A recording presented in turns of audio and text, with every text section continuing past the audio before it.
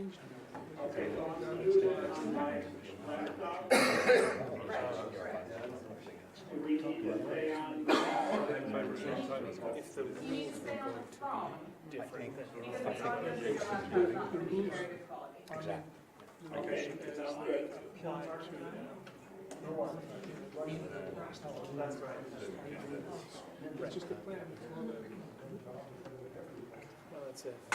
a top of the funnel.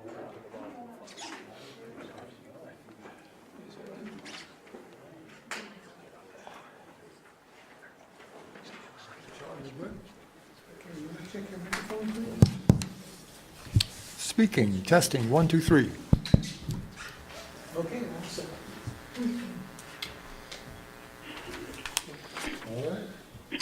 Welcome to the South Burlington Development Review Board for Tuesday, November 20th, 2018. First item on the agenda is directions on emergency evacuation procedures. If there's an emergency, we're all supposed to meet in the south parking lot, which is right behind us.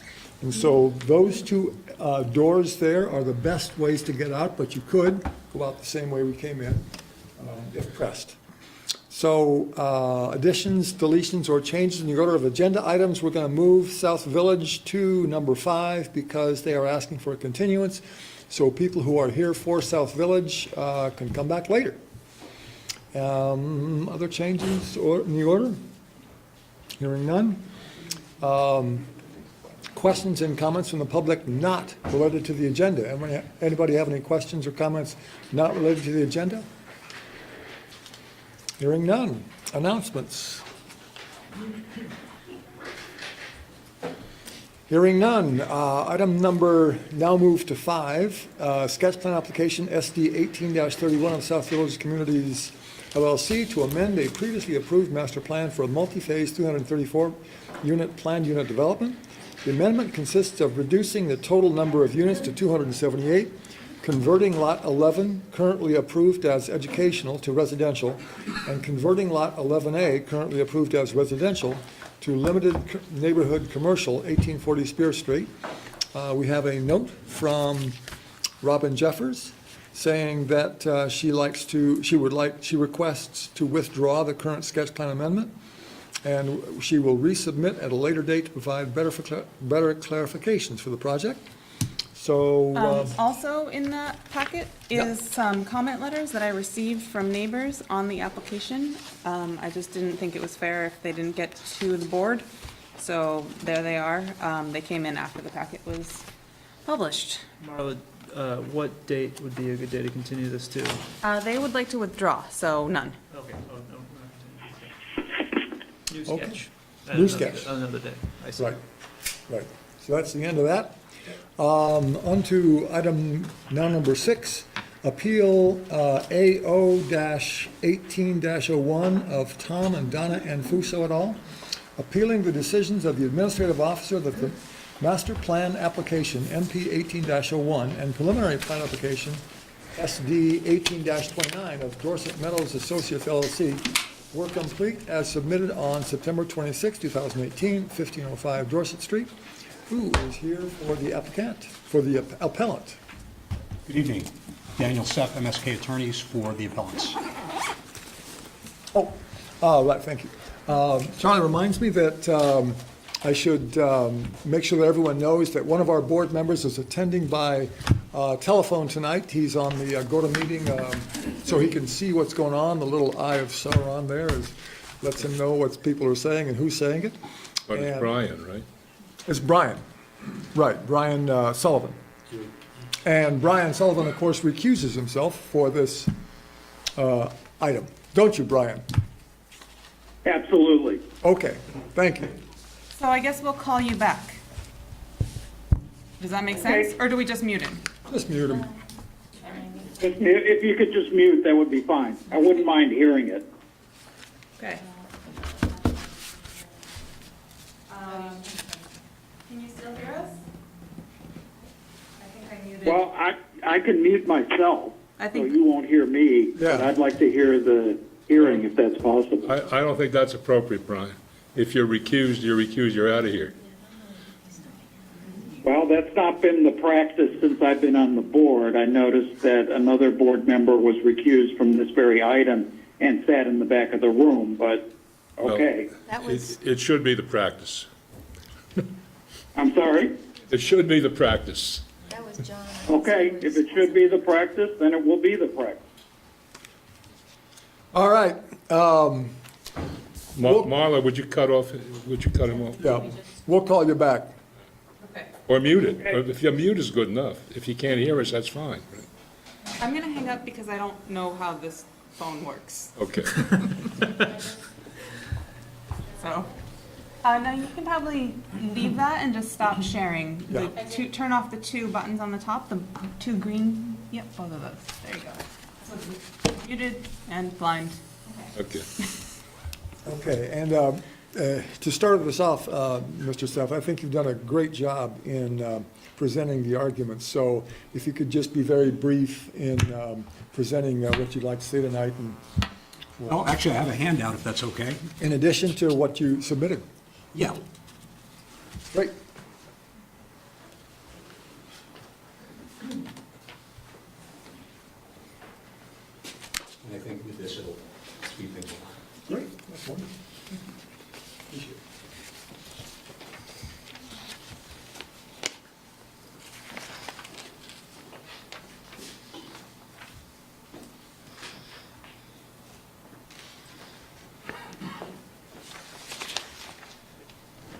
Good evening, everybody. Happy holidays.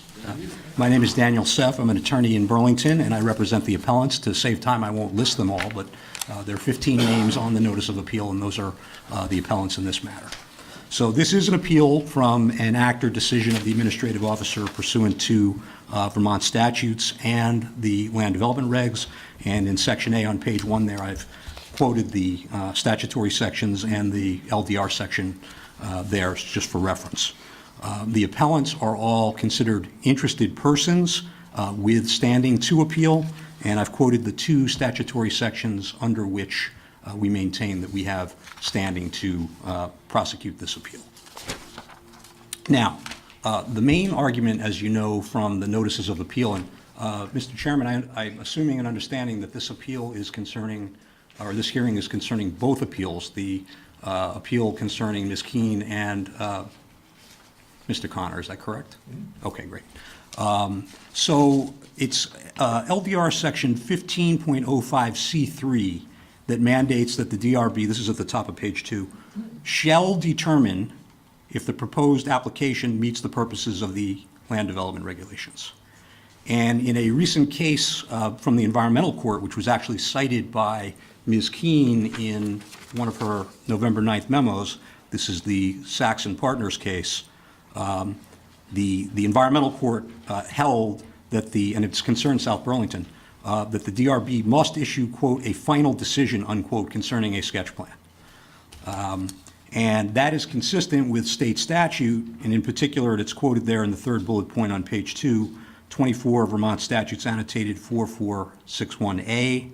And basically what that section says, and the bolded portion is, the panel shall keep minutes of its proceedings and showing the vote of each member upon each question.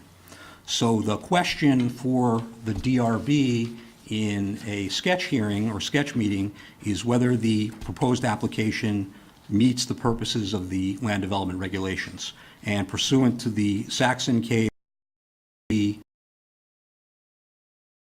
and there are, I didn't bring them, and I can provide them if asked, but there's a litany of cases out there from DRBs around the state, court cases that indicate that the DRBs made a decision on sketch one way or the other. So that's the practice in the state, and as it should be, it's because it's required by state law. So I have studied the minutes of the August 7th DRB meeting, and I've studied the CCTV video of that meeting. I studied that video like it was the Zapruder film. And there was no determination that the sketch application met the requirements of the LDR. There was no vote to accept or reject the proposed sketch plan as required by the LDR's state statute and the Saxon case. So what is the significance of that? And by the way, that's not a criticism of this board at all. It's just a statement of what we believe to be the legal state of affairs. The sketch hearing was not closed, and there was no final decision on whether or not to approve it. The legal significance of that is in section D on page 2, which is that a developer or an applicant cannot file a master plan application or a preliminary plat application until after the sketch proceedings have concluded. And once the formal final decision on sketch proceedings is concluded, the applicant then has 6 months in which to file preliminary plat or master plan. So that's one of the important reasons why a formal roll call vote is so important, is to notify the applicant, the developer, of when the clock starts running for him or her or it to get going on the master plan and preliminary plat applications. There's another reason, though, why it's so important, why there's an important policy behind the law that there has to be a vote on sketch, and that is that the public has a right to know where a project is in the permitting process, as well as the right to know how DRB members are voting on particular projects. So the main argument in our 2 appeals is that this board never closed the sketch hearing, and that therefore Paul and Marla, to the extent that they can be considered the administrative officer, hardworking, dedicated public servants, assumed inadvertently, and we say respectfully incorrectly, that the sketch hearing had been closed, that a decision had been made by this board to approve it, and that an application for preliminary plat and master plan was timely. Not ascribing any evil intent or maliciousness to it. It was a misunderstanding, we believe, and an honest one. But the fact is that those applications were not ripe to be approved, and therefore we're asking this board to reverse those approvals. Now, we have a second argument, which is, let's assume for the sake of this discussion that the DRB did close the sketch hearing on August 7th and did approve the sketch application. As just discussed and as detailed in our notices of appeal, we don't think that's the case, but let's assume for the moment that that's what happened.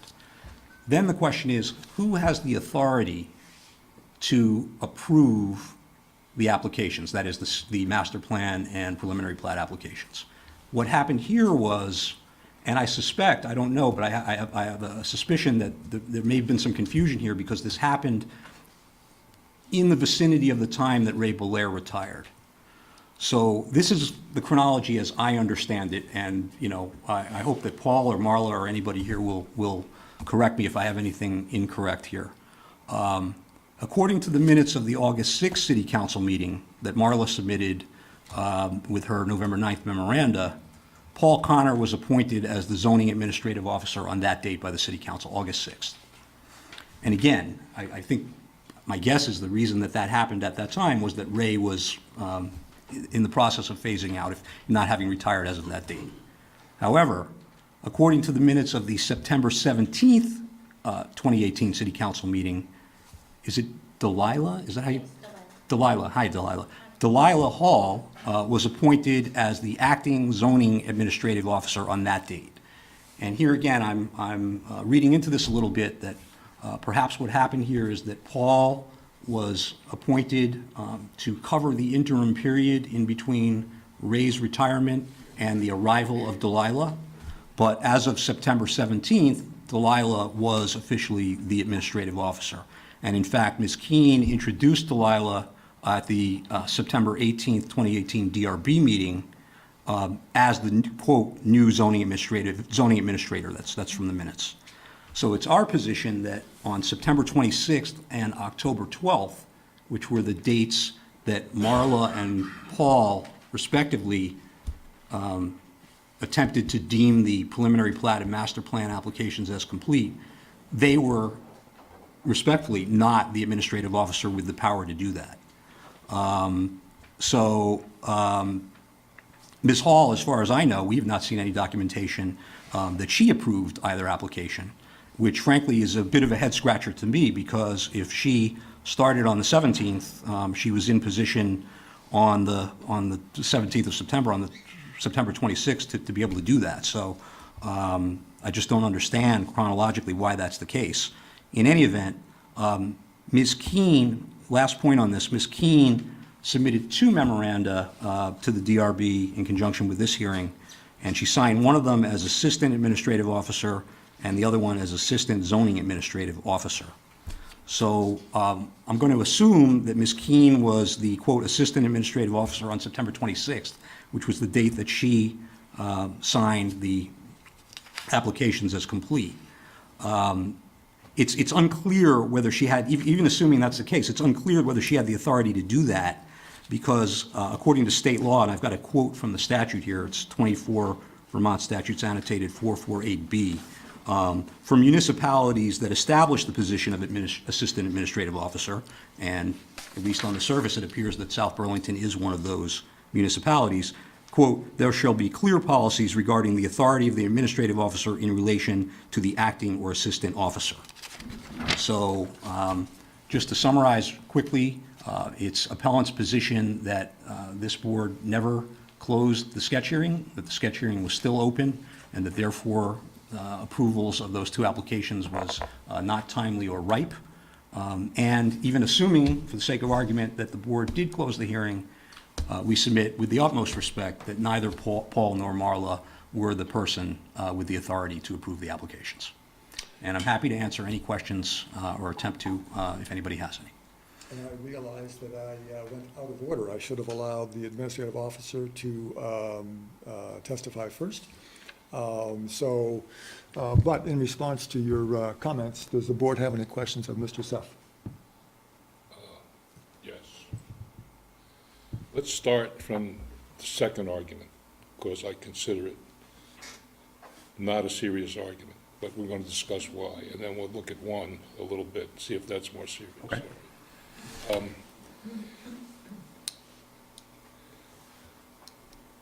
Is it your contention that the application was not in fact complete on September 26th? Or that whoever said that it was didn't have binding authority to say so? Thank you for asking that question. That's a good and fair question. What I think happened here, okay, is... That's an A or B question. Well, it is an A or B question, but I think it's an A plus. You're going to give me a C answer. I'm going to give you an A plus C. What I think happened here is, as we all know, it's no secret, that it was right around this time that the city council was considering adopting interim zoning, which in fact it did. And it appears to me and my clients that this was a rushed preliminary plat and master plan application to try to get in under the wire to beat interim zoning. So it's quite possible that the applications themselves have some deficiencies in terms of their completeness because of the Stop. expedited way in which they were filed. Stop. I'm not interested in part 2 of your answer. Okay. You know, is there some insufficiency that you are here to point to tonight? The insufficiency that we have pointed out. In the items submitted as part of the application. That's a very narrow question. We have not appealed on that basis. Okay. Thank you.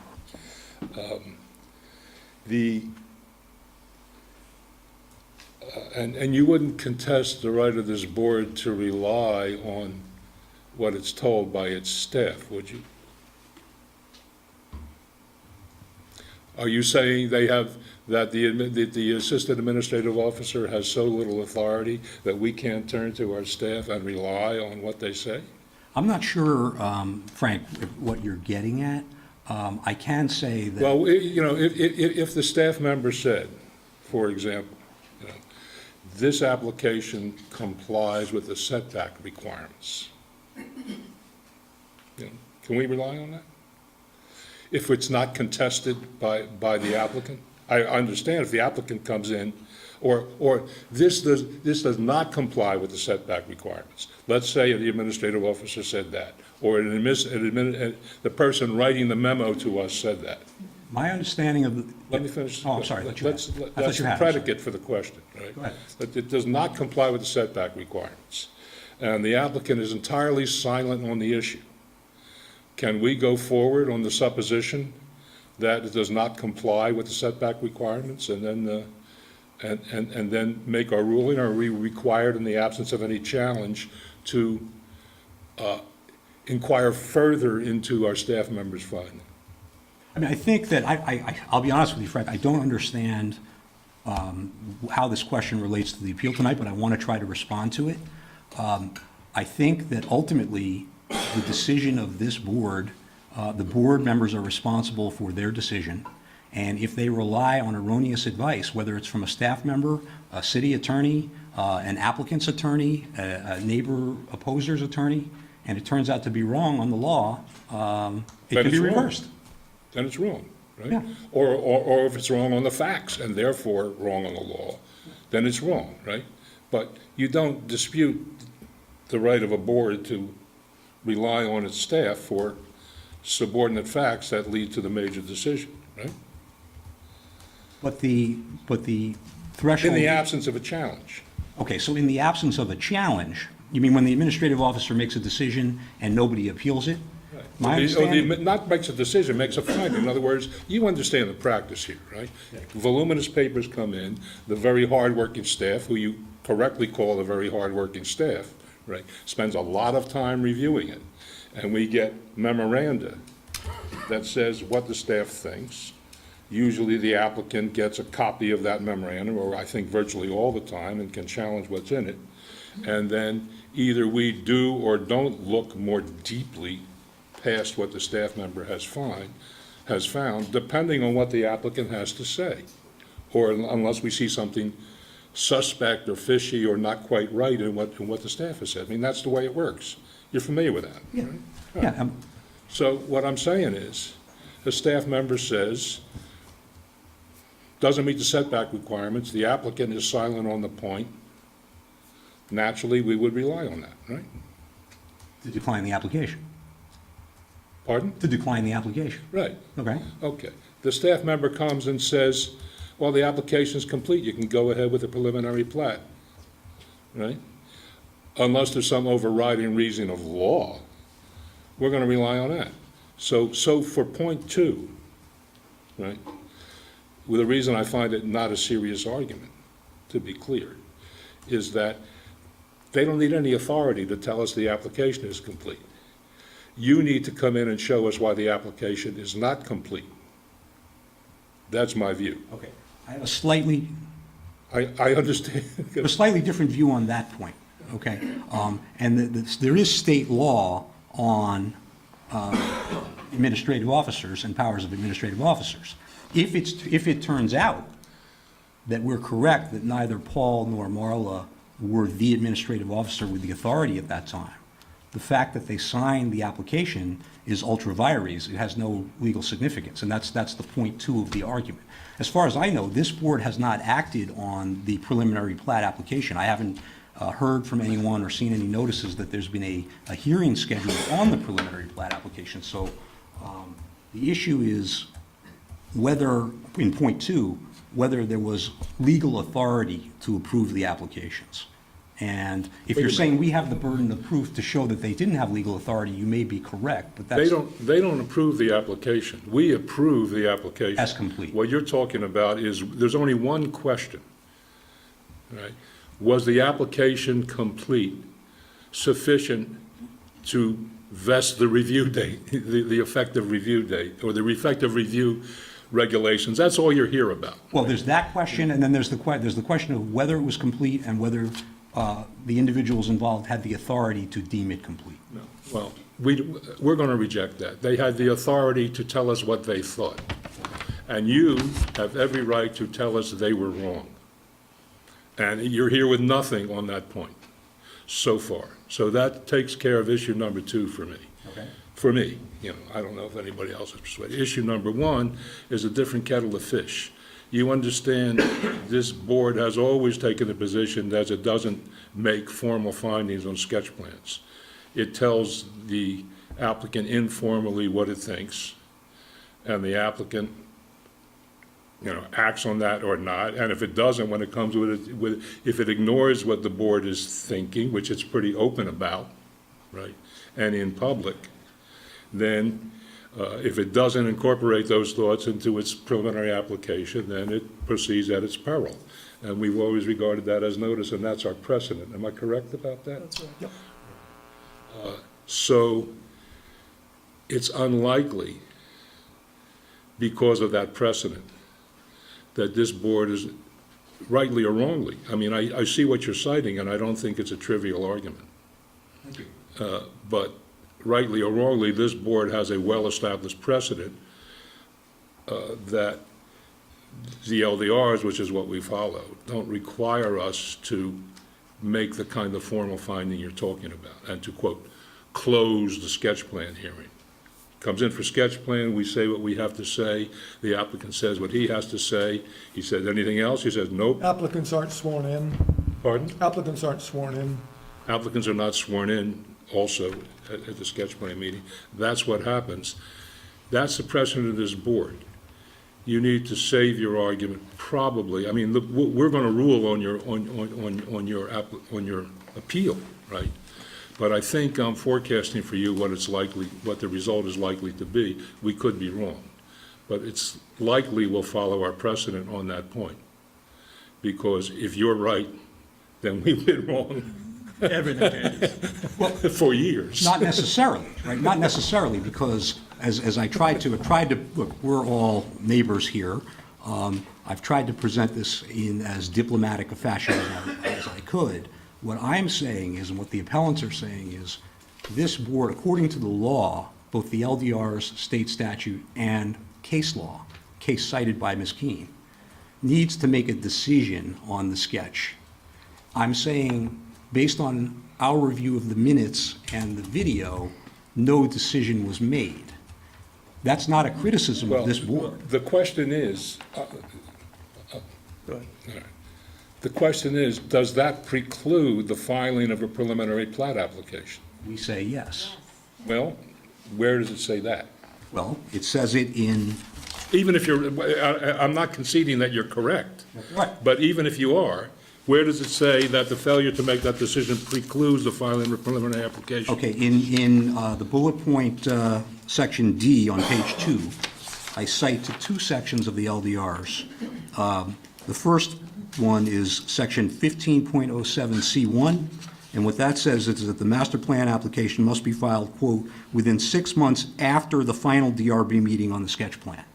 Yeah, all right, I read both of those, Okay, and I don't think either of them have the effect that you say they have. Now, going back to your first point, whether we're required to make a formal decision, if you're right about that, then you're right.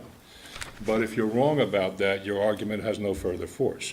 Because everybody knows when we've had our final meeting on the sketch plan, it's on the public record, say, okay, we're done with the sketch plan, we look forward to your preliminary application. Or your preliminary application better include X, Y, or Z, or you're dead in the water. Well, the LDRs do say, and this is at the first bullet point on the top of that same page, in section 15.05C3, the DRB, quote, shall determine if the proposed application meets the purposes of the LDRs. And that's why your appeal is not trivial. Thank you. I concede that that is an arguable point. What I'm telling you is the reason it loses at this level, is likely to lose at this level, I don't speak for the board, but I'm guessing, right, is that the precedent is so well established here. What is the harm? I understand, and I've been aware that that's happened in other meetings, but what is the harm of saying at the end of the meeting something to the effect of, okay, do I have a motion to close the sketch application because the application meets the purposes of the LDRs?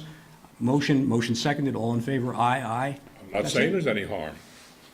That's What I'm saying is that for us retroactively to say, gee, you're stuck for the next 9 months or the next year to this applicant because we followed our precedent is unfair.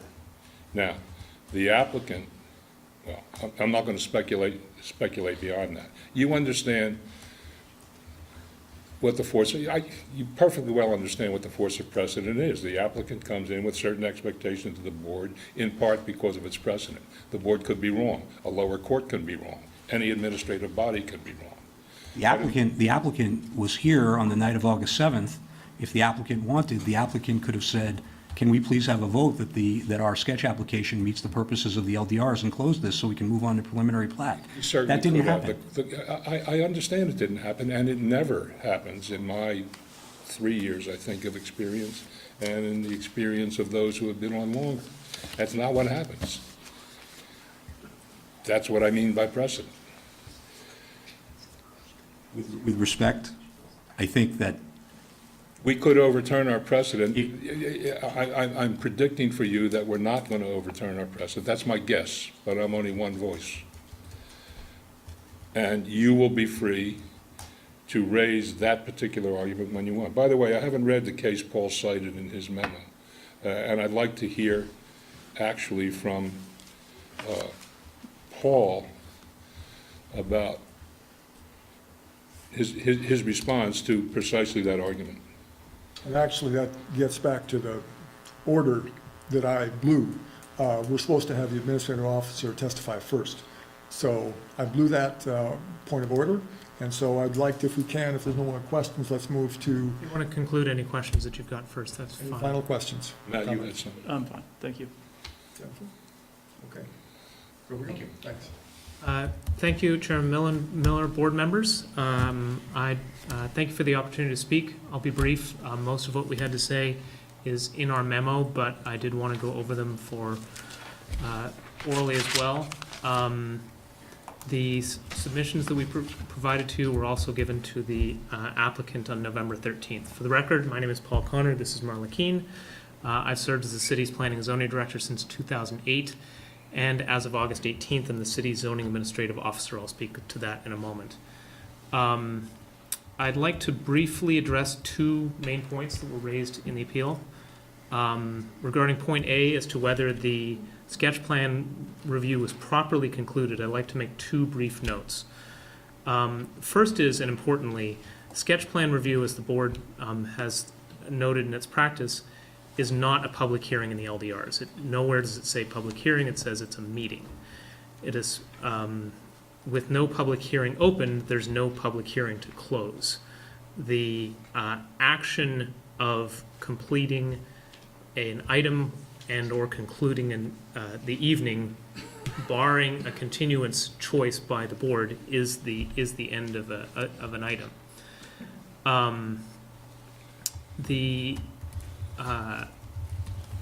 The LDRs do not include a written or voted upon decision for a sketch plan. The paragraph that was just being read, section 1505, subsection C3, says, review by the DRB, the Development Review Board shall determine whether the sketch plan meets the purposes of these regulations, and shall, where it deems necessary, make specific suggestions to be incorporated by the applicant in subsequent submissions.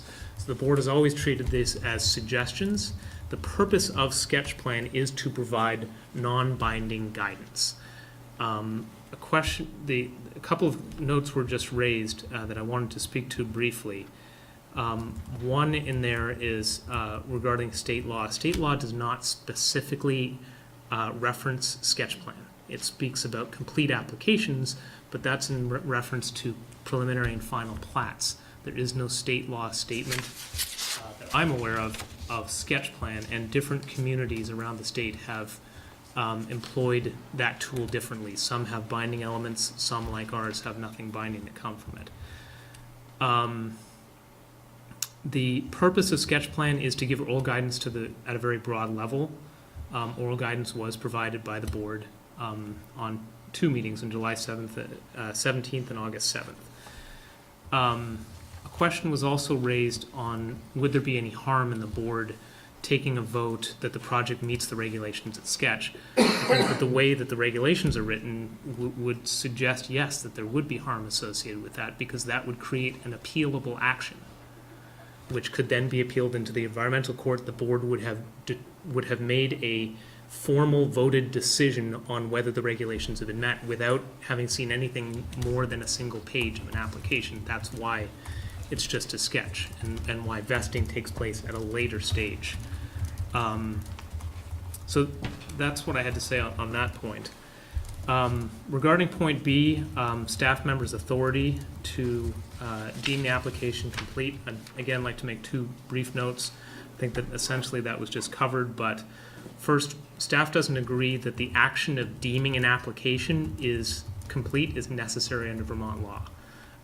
An application containing all of the required submission elements is complete when it's submitted, regardless of whether we determine that it is. It is complete. Appellant has indicated this evening that they're not appealing on the basis of anything not being there. Second, and regardless of the first item, staff were authorized in their actions. As shown in the city council minutes in your packet, Marla Keene was appointed as Assistant Zoning Administrative Officer on March 7th, and on August 6th, I was appointed as Zoning Administrative Officer pursuant to the city charter. I did want to speak to the question of September 17th and whether there was any confusion.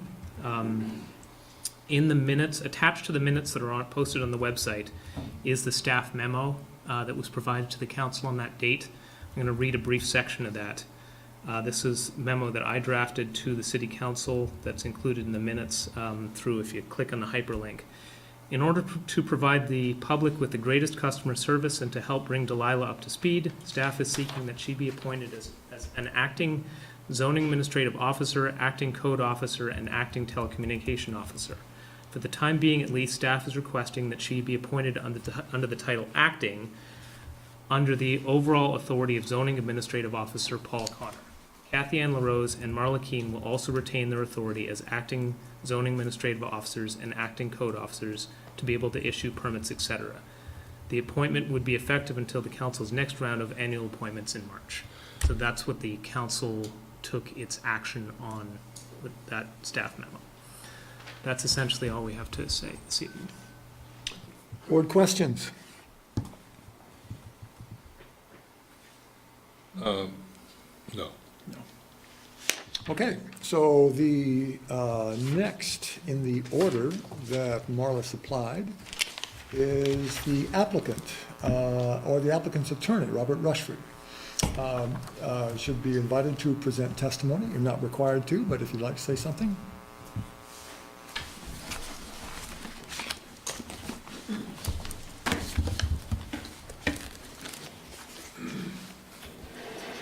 Thank you. I'll be very brief. We certainly agree with the staff's memorandum and the rationale that was provided. I would say from my own personal experience that the board's precedent on sketch is something I've experienced before, and I was in the Saxon case, so I understand that, and was in the Spear Meadows case where this precise argument came up before. And in that hearing, when there was a challenge to whether sketch was a final decision, we had a quote from Mr. Dinklage, the chair at the time, who at that point, this was the minutes of July 6, 2010, and was answering a question about sketch and was asked when is there going to be a final decision made, and he said, quote, "The formal hearing occurs at preliminary plat," and that was the understanding that the sketch is the meeting, not a hearing. The other thing I just would want to point out is just the kind of why are we here. Vested rights, we've talked a little bit about that. There's a classic case under Vermont law, which is Smith versus Winhall Planning, which was a case in 1981. And in that case, the Supreme Court set up the rule, which was supposed to be a bright line rule about when does an applicant get vested under the law. And there had been a number of cases before then where an applicant would file an application and a community would try to change the regulations while the application was pending. And the Supreme Court had a decision to make. When would somebody who is a landowner seeking a permit, when would they have a vested right? And the Supreme Court determined that that vested right would occur when a complete application was filed. And the policy behind that, I think, is important to keep in mind. The Supreme Court said they chose that rule because it serves to avoid a great deal, at least, of extended litigation. It makes for greater certainty in the law and its administration, and it avoids much of the protracted maneuvering which too often characterizes zoning controversies in our communities. That's the purpose of the rule, and we ask that you just honor that rule tonight. Thank you. Board questions? Yeah, just curiosity.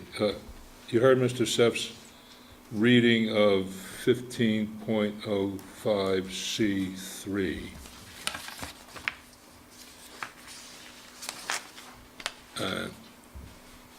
Without changing an iota my statement about board precedent, can you refute his proposition or comment on his proposition that there's an obligation to take a formal vote? In other words, do you agree with Mr. Dinklage? Of course I do. He's a very wise man. You have a view of 15.0, Mr. Dinklage aside, you have a view of 15.03C. Well, I think it's consistent with the goal of sketch plan, which is provide feedback to the applicant. And so part of that feedback is determining whether you meet the purposes of the LDR. And one of the kind of the catch-22s when we were doing the Saxon case, the feedback was you don't comply with the regs. And the applicant had a difficult situation because what do you do with that? It's not a final decision that you can appeal because it's a meeting with feedback. And so that's where that got caught, but it was an opportunity for the applicant to understand where are you headed here, and are you heading towards troubled waters because you're seeking something that's not going to get approved. The actual language in the sentence on the sketch plan is whether the sketch plan meets the purposes of these regulations. It doesn't say whether it meets the criteria of the regulations. It's not a prejudgment of the ultimate merits of the application. And where I'm interested in being educated, and glad you thought about this. Where I found it relevant is in PUD applications that has a statement of purpose in the front. I think it's 15.01. It says it has to be innovative or whatever the heck else it was, you know. And that's what I relate that to. A board statement, well, there's nothing innovative here, so we doubt this will be a PUD. We would say informally, based on our precedent. That's all I think it means. But I had another question for you. You were involved in Saxon. That's cited here by Paul. Mr. Siff seems to feel it stands for something other than what Paul is using it for. If you were involved, what does Saxon hold? The court's quote is in Paul's memo. But what's the ultimate holding in the case? This is not. It's that the sketch was not a final decision, that is appealable? that was at least in South Burlington, the determination by the board that you're not meeting the purposes of the zoning district was not something that was a final binding decision. So the court says, for the reasons explained more fully in the entry order that accompanies this judgment order, the court agrees that 24 VSA 4471 only authorizes appeals of final and binding decisions, and that the DRB's comments in this case, which were at sketch, are not final and binding because the City of South Burlington's land development regulations do not authorize the DRB to finally determine whether a project is an allowed use at the sketch plan phase. Is there anything in the case that in fact supports Mr. Seff's contention that the board is supposed to take a formal vote on what it's supposed to determine at sketch plan? We didn't prevail on that argument, and we were making it. In other words, we were trying to argue that we had a right to appeal as a applicant. I'm not talking about whether it's a final decision. I'm talking about just a pure matter of procedure. Is there anything in the case that says the board erred or should have taken a formal vote regarding whether the application complied with the purposes? Not that I'm aware of, and I don't think it was procedurally the posture of it wasn't in a way that that issue came up, I don't believe. I'll come, you can reserve the right to comment on that because I want to get to something else. But whether or not it did, let's assume the board just blew it and has been blowing it for years at sketch plan. All right. Does that control, because, do you have a copy of Mr. Seff's handout? Yes.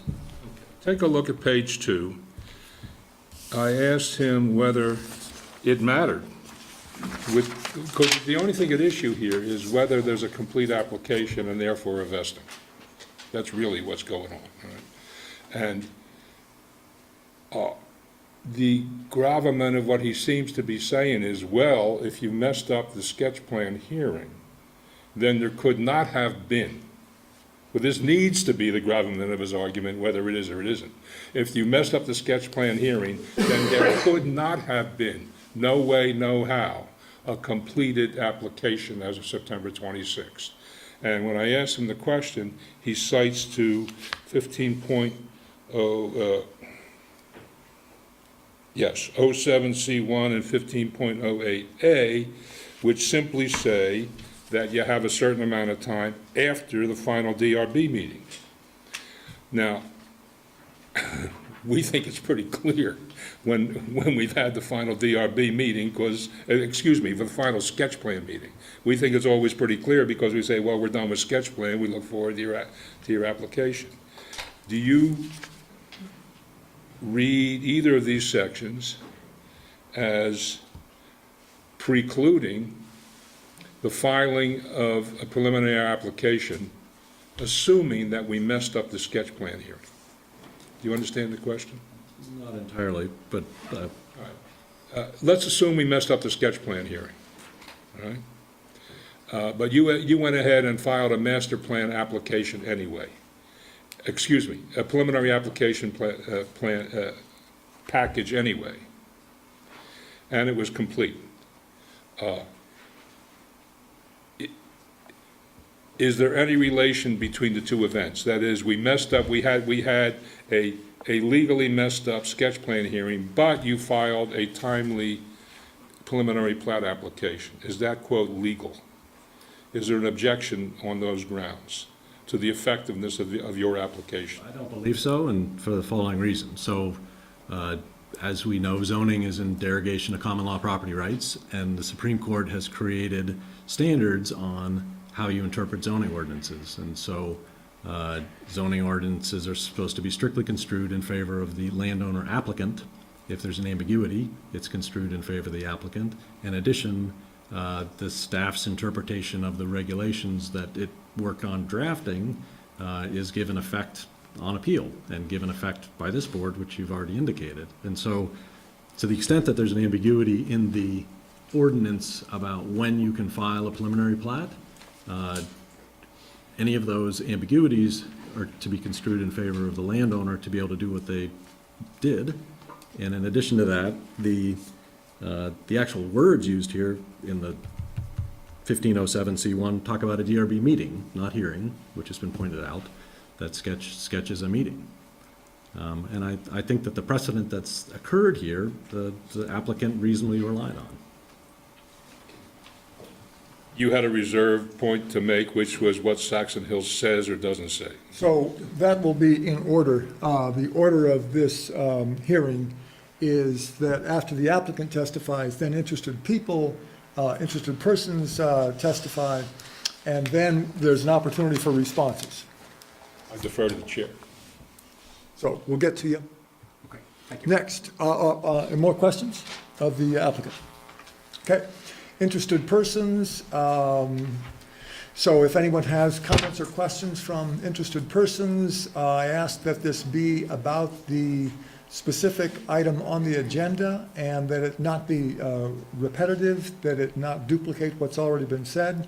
But if people want to testify as interested persons, please come up and identify yourself, and we'll figure out if you're an interested person. Yes. Just a procedural point, just a reminder that before anybody provides testimony, everybody who wishes to provide testimony must first demonstrate whether they're interested. Right. So, two separate things. So one, everyone states that, the board will make a determination, then comments. For the further procedure point, is this just speaking of the appeal itself or of the project in Just general? of the appeal. So the comments, we should limit the comments to the appeal. Correct. Not That's the the only project. edge one on side. the project. Right, not the project. Yeah. So if you'd please come up and identify yourself, and then we will determine if you are an interested person. All right. Everyone here is an interesting person. Thanks, Dad. Thank you. I think I qualify as an interested person.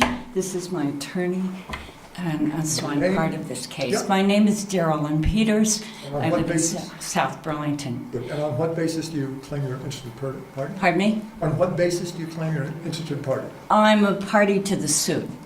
Party to the suit, so. Is that not make me an interested, or no? Consult with your attorney. Oh, You're an appellant. I'm an appellant, sorry. Right, and so so you're not an abutter. I am both. Oh, you are an abutter. Okay, well, that's all we need to know, because the Oh, all abutter right. is the simple definition of, otherwise you have to be part of a group of 10. Oh dear. All right, thank you. My So board, are we agreed that she is an interested party? Yep. Okay. All right. My question is really very simple, and our attorney may actually be surprised, because my question is, I've just been reading in the other paper, and I read these things about what the DRB is doing or whatever, and it seems like they're taking votes, etc. And I think what I'm hearing tonight is you never take a vote on a sketch plan. Is that correct? That's correct. So the things that I'm reading in the other paper where you actually take a vote are on other things like plat or whatever. Site plan. And Why is it that you never take a vote? May I ask that? As Paul pointed out in the land development regulations, the sketch plan is a meeting, not a hearing.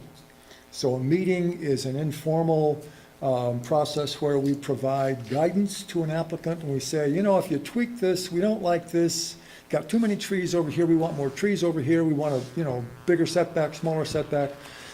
So we're providing general guidance so that when the actual hearing takes place on the site plan application or the preliminary plat application, preliminary final plan, all those things, so that they can be guided, so they don't waste time trying things that we've already told them, that's not going to work.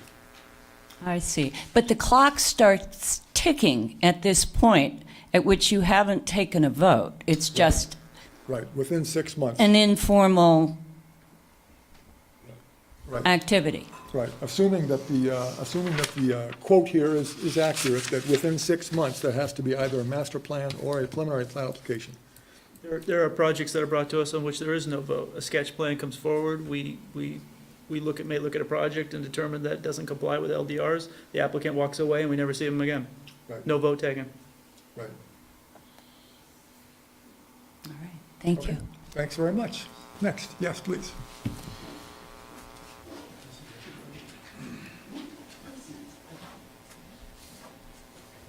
My name is Andrew Chelnick. Dan is also my attorney. I'm an abutter. You're in a butter, very good. So we agree that, yes, very good, thank you. I'm also an attorney, but I'm not an expert in land development regulation, so leave the legal analysis to Dan. But the only comment I wanted to make is that I was at the sketch plan hearing, and it was interesting that the meeting kind of ended, which I guess the meetings kind of do, without anyone actually saying, okay, you're approved, or the meeting just kind of ended. And I was left wondering what happened, honestly, not having been to a lot of these. And then Dan emailed us and said, No, we don't reveal any attorney-client communications. we were all wondering what happened, and we didn't know how to communicate what happened, because we didn't really know what happened. And I guess it just strikes me as a matter of process and policy that there's a reason why there should be a vote, because this way people know what happened. And you can tell they voted this way or they voted that way. Because we actually all left in a state of confusion. I left in a state of confusion, and everyone did. Everyone just looked at each other. What happened? Is there another meeting? Did it go through sketch? What happened? So that's all I wanted to comment. Okay, thanks very much. Next. No more. Okay, time for responses. So let's go out of order again. We'll allow Mr. Seth and then the applicant, administrative officer, and then the applicant. Thank you, Mr. Chairman. First of all, on this supposed Hill. distinction between, what's that? Saxon Hill, you were going to. Come to that, very, very quickly. On the supposed distinction between meetings and hearings, if you look at, please, page 2 of the handout, section C, third bullet point, I quote the state statute, 24 Vermont statutes annotated, section 4461A, quote, "Meetings of any appropriate municipal panel shall be held at the call of the chairperson." Doesn't speak in terms of hearings, it speaks in terms of meetings. So if we want to call the sketch meeting or the sketch proceedings a meeting, so be it. State law says the meeting, at a meeting, the quote, "meeting, the panel shall keep minutes of its proceedings and show the vote of each member upon each question." Okay, so I think the distinction between a meeting, the attempted distinction between a meeting and a hearing, for the purposes of the legal issue on this appeal, is a distinction without a difference. As far as the Saxon case goes, Mr. Rushford, who I consider a friend and a colleague and an outstanding lawyer, quoted a statement by Mr. Dinklage from 2010 in the Spear Meadows matter, where we were on opposite sides, continue to be on opposite sides. But the Saxon case is from 2016. And that's a court, with the utmost respect to this board and the chair. Hang on a minute, let me just interrupt you real briefly. I assume that Paul's quote from the case is accurate. It doesn't answer my question. It says, "The city of South Burlington," understand something when we talk about precedent. "The city of South Burlington land development regulations do not authorize the DRB to finally determine whether a project is an allowed use at the sketch plan phase." That's an accurate quote, right? I don't think he's quoting from the case, actually. There's a reference in his quote to the entry order, and it's the entry order, I think, that governs. It's the entry order that I quoted, and it's the entry order that I have here. So. So that's not a quote from the court?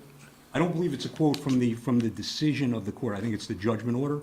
It's in the judgment order? I think that's what they said, is from the judgment order, because the way I'm not looking at it right now, but the quote says, that it says, "as more fully explained in the accompanying entry order." Is that what that quote says?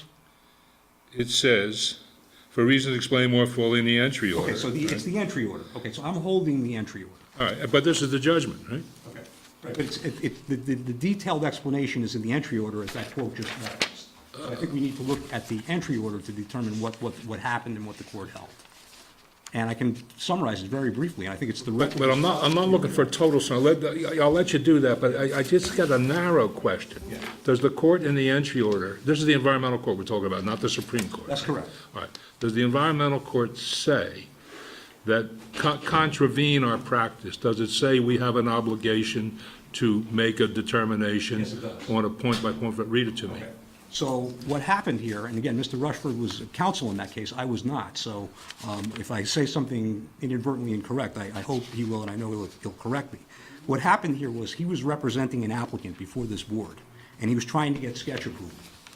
The applicant was trying to get sketch approval. And the board permitted use. It is a, quote, "shopping center," unquote, "inside one building." That's what he appealed. He appealed that comment from this board, okay? And what the environmental court said in the Saxon case in rejecting that appeal as not allowed is, and this is at the top of page 3 of the entry order, "The DRB's comments in this case do not fall into any of the categories of final decision the DRB is allowed to make at sketch plan review." So the comment, the comment that this doesn't meet the LDRs was not appealable because it was not one of the categories of, quote, "final decision," unquote, that the DRB is allowed to make. It's clear from this ruling that this board, when it's passing somebody out of sketch so that they can proceed on to the next stages, has to make a final decision. It's not clear from what you just read. Well, it is. It is, because he How come you just cites, read aloud? Judge Walsh cites, you ask about 1505C3, Here's the quote: "The DRB's comments in this case do not fall into any of the categories of final decision the DRB is allowed to make at sketch plan review. See regulations, section 15.05C1, 3. So he reads, Judge Walsh reads, and that the precedent from the E-Court is binding on this board, that under 15.05C3, the board does need to make a final decision to pass somebody out of sketch. It didn't happen in the Saxon case, and with the utmost respect, it didn't happen here. I won't argue with you. You're making a little bit more of a leap than Judge Walsh, and Judge Walsh is stating there. In any event, just so you're clear where I'm at when we get through with all this. There's some stuff that Paul said I don't agree with. There's some stuff that you've said I don't agree with. Ultimately, your point about 15.0, 05C3, again, is not trivial. For what you're really here for, I don't believe it matters, because I don't believe it controls whether someone can file a complete application. I've read it, I've heard you, I just don't think so. Think about why it should, though, okay? And this is a classic example of why it should. What happened here in this case, more so than Saxon, okay? People in the development community, in the DRB community, in the neighbor community, knew that interim zoning was being discussed. There was no final decision, and that's a quote from the E-Court case, from this board on sketch. The applicant in that situation would be concerned that if interim zoning goes into effect before the DRB makes its final decision on sketch, it's not going to be vested. So what would an applicant in that situation do? They would potentially rush and file a preliminary plat and master plan application before they had gotten sketch approval. So what? That's not appropriate. That's not appropriate. That's bad. We would consider that to be a bad faith filing. So you don't get to rush to the DRB. But that's not what happened here. We all knew, quote, we all knew from years of precedent and practice before this board that the sketch plan hearing was over. You just heard Mr. Chalnick say, he's a very bright man. He went to law school, practiced law for years. He didn't know. You may have known collectively, subconsciously, but the people in the room didn't know. I can tell you, I'm not going to get into specific communications, but I had multiple people inform me that they didn't know what happened. Very intelligent, well-meaning, smart people did not know what happened at that meeting. And we, I suppose, could consider changing that practice going forward, but it doesn't, it's not there for your benefit, right? You're arguing out of two sides of your mouth. You say the applicant deserves to know when it's over, right? I'm saying that there are policies for the rule that there needs to be a final decision, some of which are designed to help the applicant so it knows when to file its next application, and some of which are there to help neighbors know what's going on in the process. It's not two sides of the And as a mouth. matter of policy, I don't necessarily argue with you. I think it's been clear in our sketch plans when it's over. Now, if it wasn't in particular cases, I regret that. Of course, it doesn't matter much if you're just an abutter, because you can't appeal the decision anyway, really. The reason it matters is, and you've identified this, you understand it completely, the reason it matters is that you need your ticket punched in sketch before you can file your master plan and preliminary plat. No, you That don't. didn't happen here. No, you don't. You can foolishly proceed if your ticket's not punched. But I don't think you need it punched. For it to be valid. You can do whatever you want, but for it to be valid, not you, an applicant can do whatever it wants, but for it to be valid, they need, as Judge Walsh refers to, the final decision from sketch.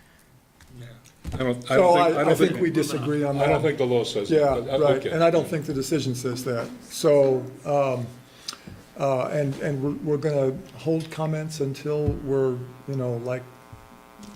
up here making comments as an official presenter testifier. And there will be a time for interested parties to respond. So if there's more response to the comments that have been said by Mr. Self? More response from me? Yes. I don't have any more comments to my comments. Next, continuing in the out-of-order fashion, Administrative Officer, comments? Responses? Just provide, if the board is interested, we just printed copies of the Saxon Partners entry order so that if you want it in the record, it's there. Would you like a copy? Yes, thanks. I'd like a copy. Sure. Thanks very much. Otherwise, unless board members have any questions, I don't think we have anything else to add. Okay. Applicant, questions or responses to the, Or I guess I should say, is there anything else that you'd like as part of this? right. It'll take us a couple of minutes to look at this. Do we want to take the time now So look at what? to look at the? We just entry? wanted it to be in the record so that if you choose to close the hearing, you can deliberate based on that information. Exactly, right. So I'd recommend that we not look at this, not take the time on this now. I mean, he's read me his killer point, and it didn't kill me. Exactly. Right. So I recommend that we move on to the applicant's responses. Okay? No further comments unless you have questions for me. Interested parties. Anybody else like to make some comments? Come up and make comments, please, as interested parties in response.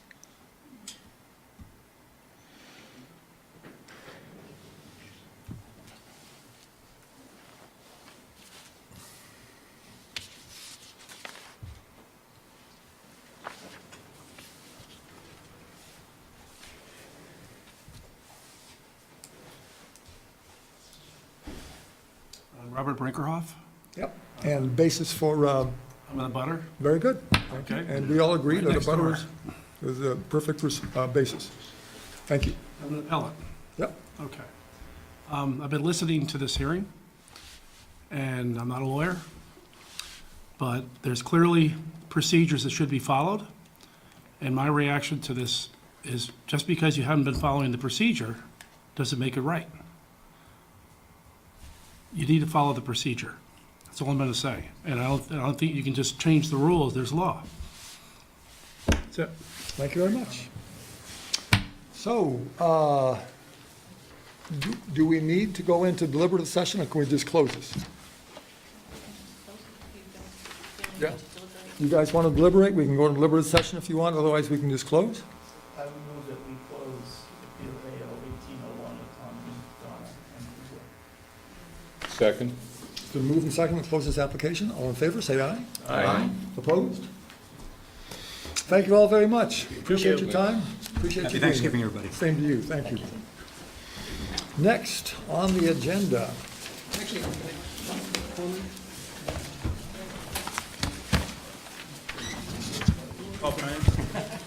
Yep. What I said was right.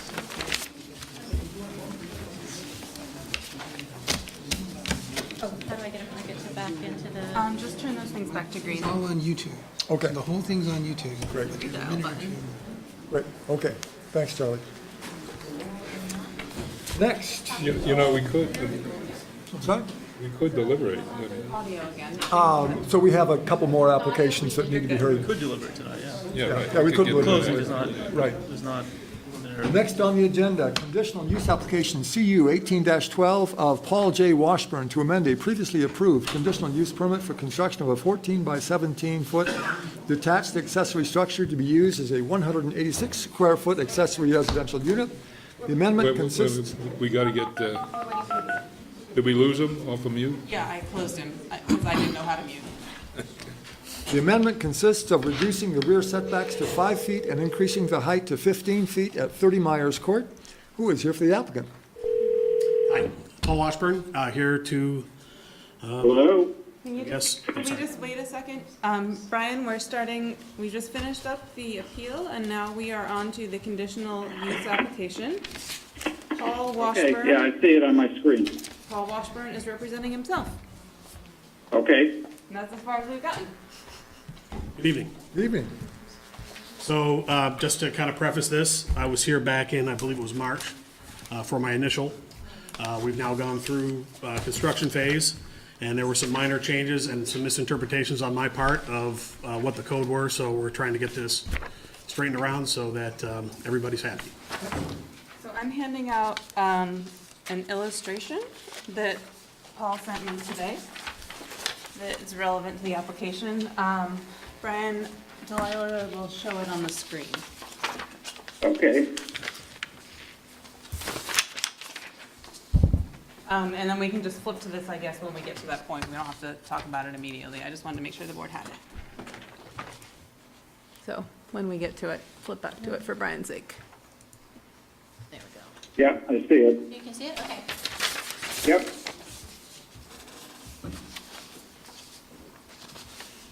And we will get to that as staff comment number 4. So,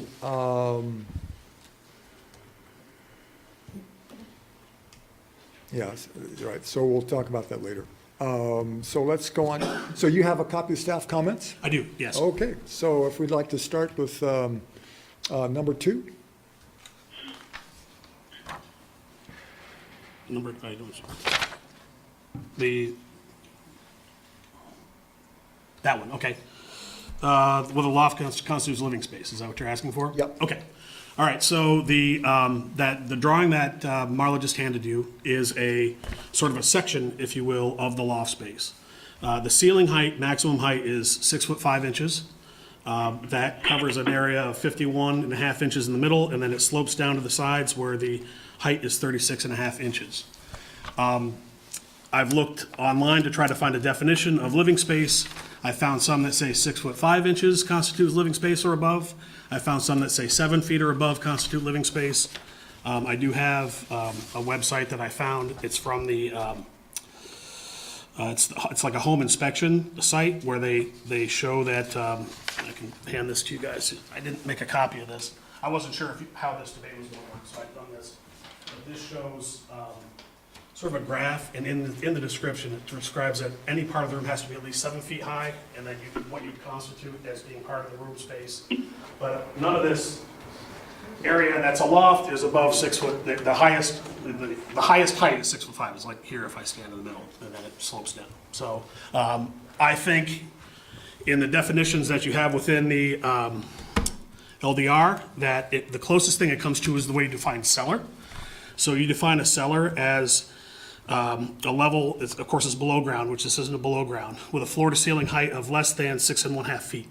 Right, so this has a height of less than 6.5 feet, which the LDR differentiates a cellar versus a basement based on that. Like a basement can be taller and then it's considered living space, the way I read it. I would say this is also an attic, which is within the roof framing. This space is entirely within the roof framing. And the section that I see that talks about that being living space is on page 41, where you talk about a half story. And you said it'll be a habitable floor when the attic is made habitable by dormers. There are no dormers on this building. So I look at it as not living space, as it's less than 6 foot 5 based on what I've seen elsewhere and what I see in the LDR.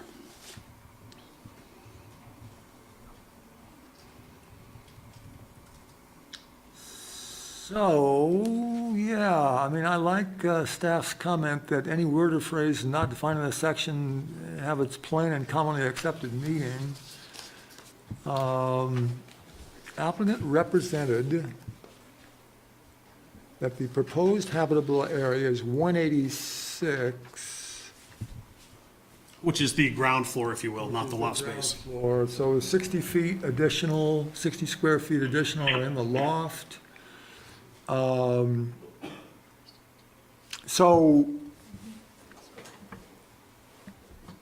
staff, so what?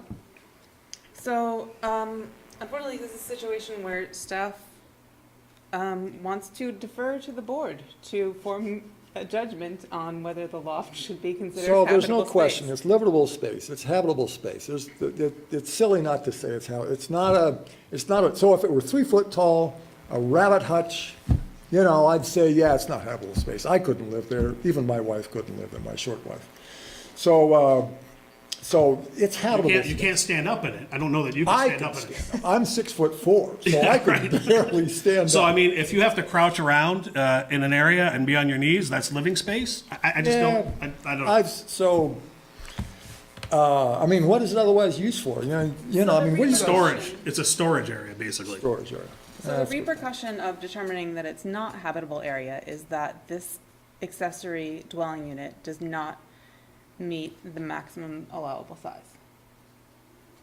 does not meet the maximum The allowance. LDRs, because Mr. Washburn has a small house to begin with, the LDRs limit the maximum size of an accessory dwelling unit, accessory residential unit, to 30% of the size of the primary structure.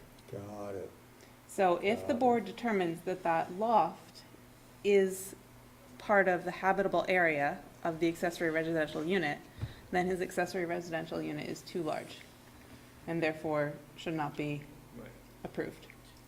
What's the square footage of the house? This house is 634 square feet. But the main house is. This house is 168. Is that the question you're Habitable. asking? The main house is 634. And what does the 30% apply to? The 634? No, 30%, the tiny house is 186 habitable.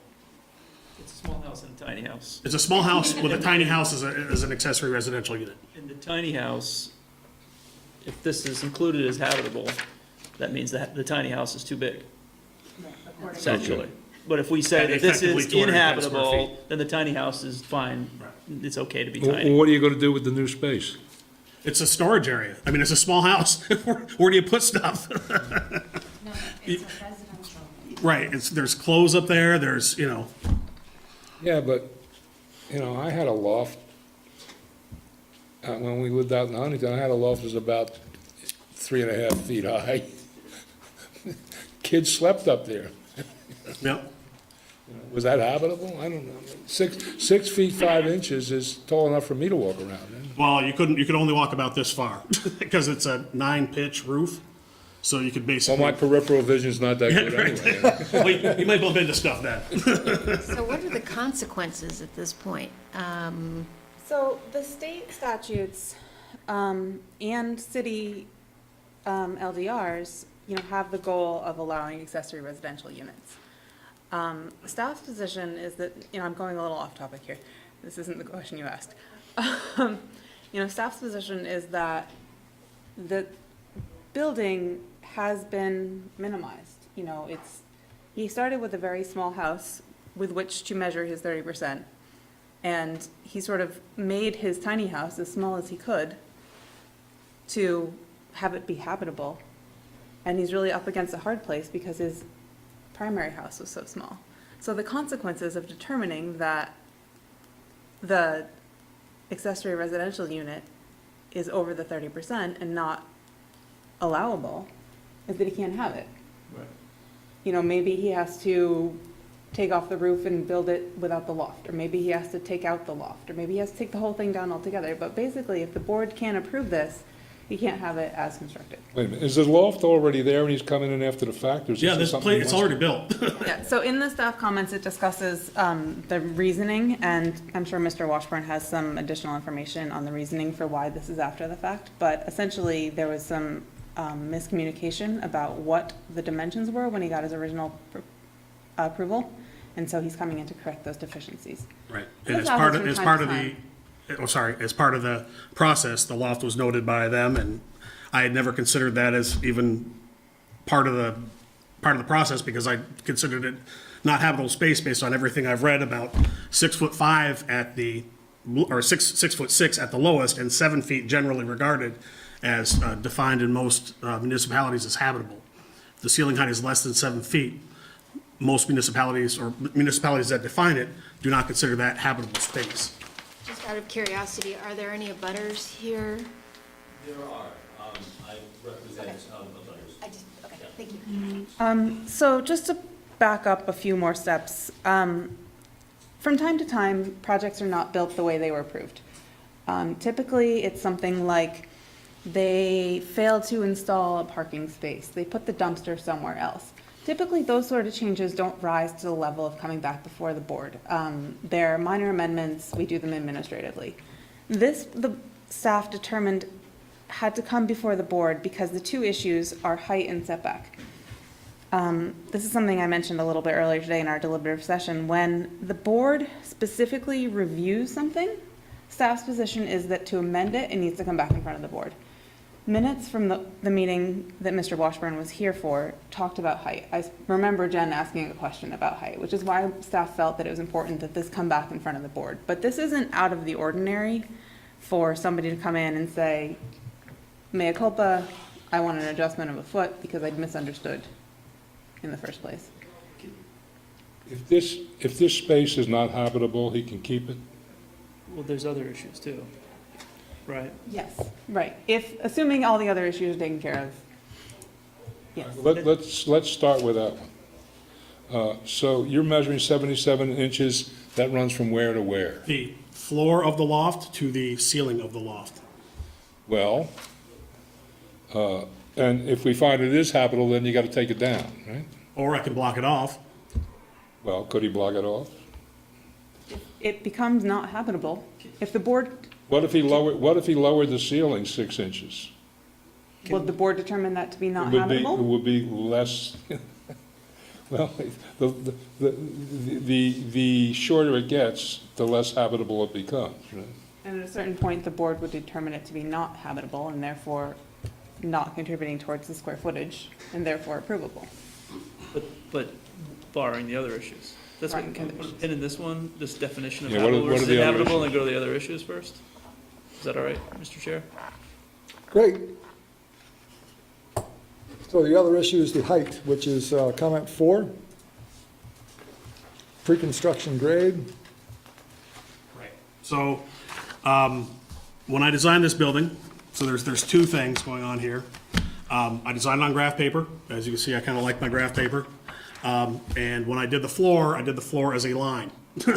And I didn't account for the fact that it had a 16-inch floor joist, basically.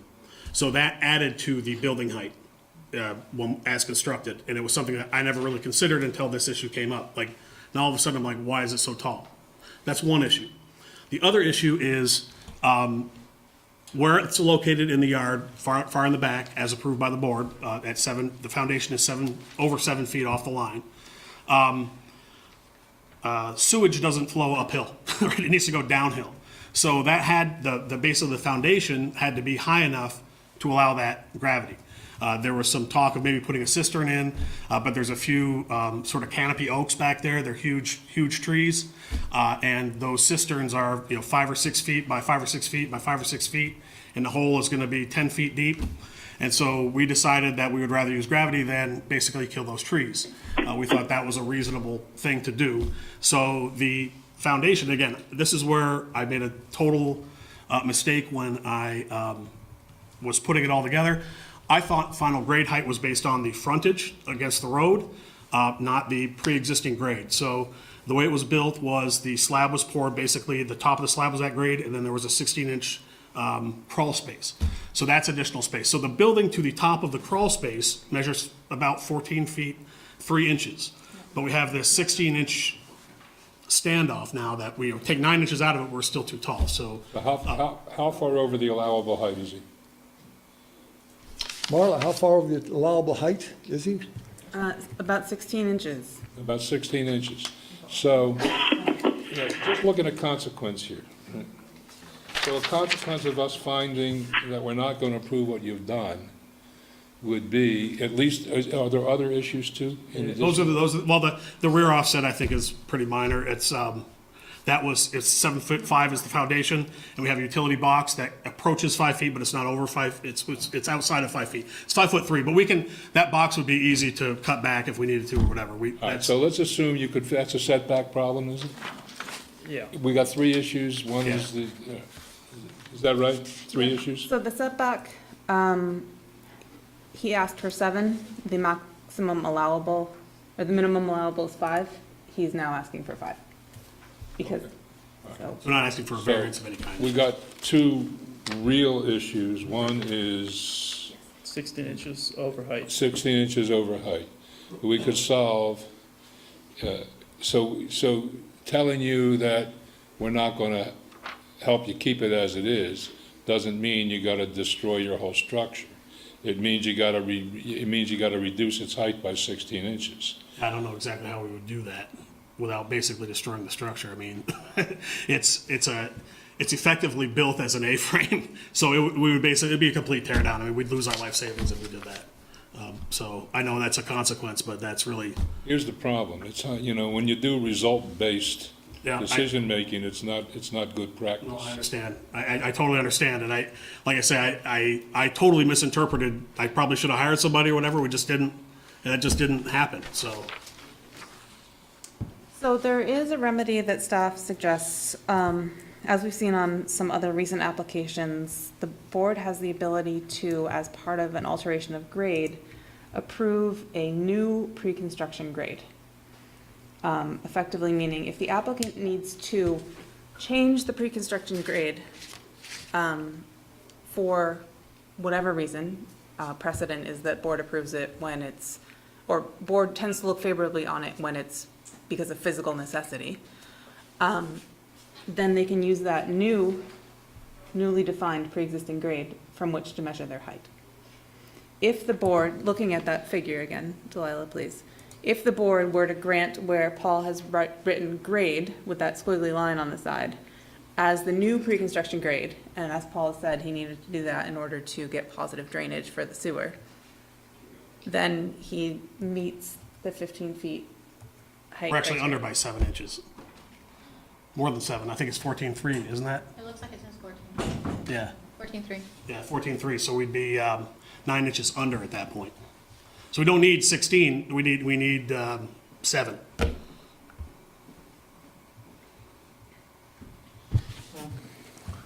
So the big question to me is the habitable space question. This, I don't have a problem with this. I mean, we'll hear from the abutters and see if there's other issues that we're not thinking of, but I don't have a problem with this. Anybody else have a problem with it? I'd like to hear from the abutter first. Yep. So would Okay. I. Do we have any comments on the habitable space area before hearing from the abutter? I'm not sure I agree with you. That would be my comment. Sorry? I'm not sure, On which I point? don't have a problem with you. 6'5".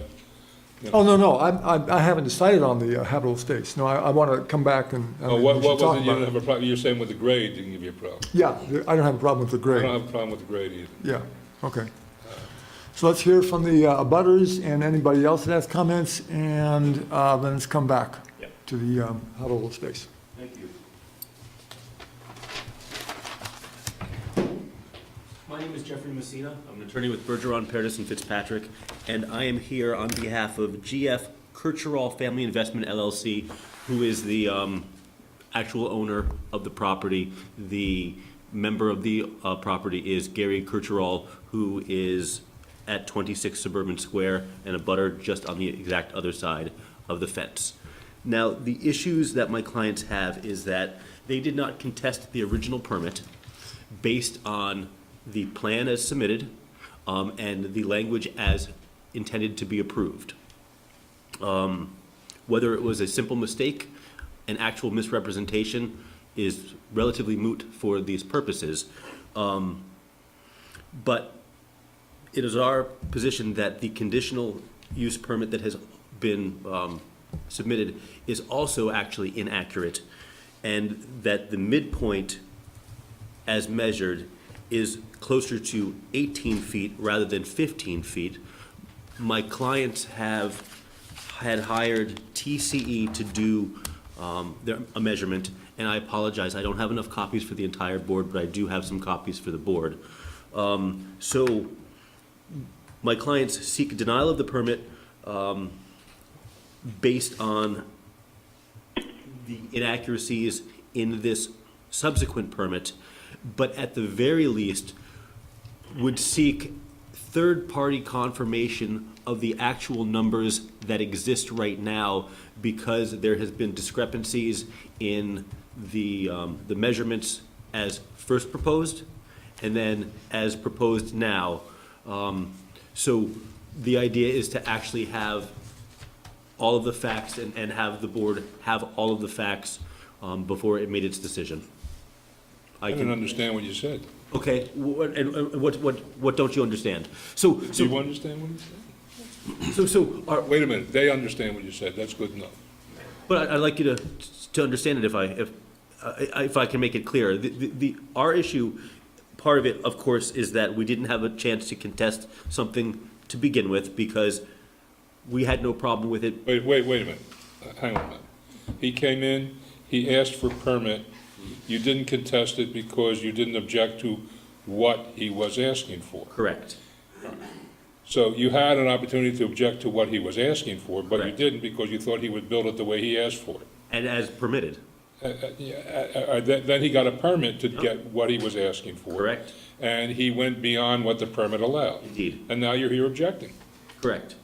Fine, okay. So I'm, But what you're saying is that the measurement, we're not 18 inches off, we're a magnitude greater So- than so- so- 18 inches off.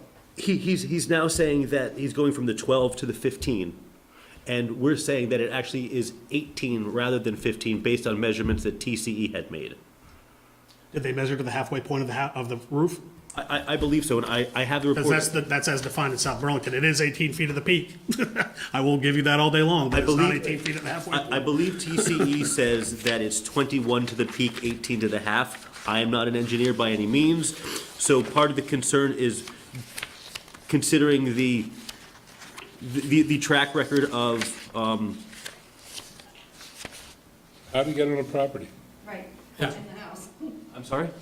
How did your TCE engineer TCE. do the measurement? Sure, TCE did a laser measurement.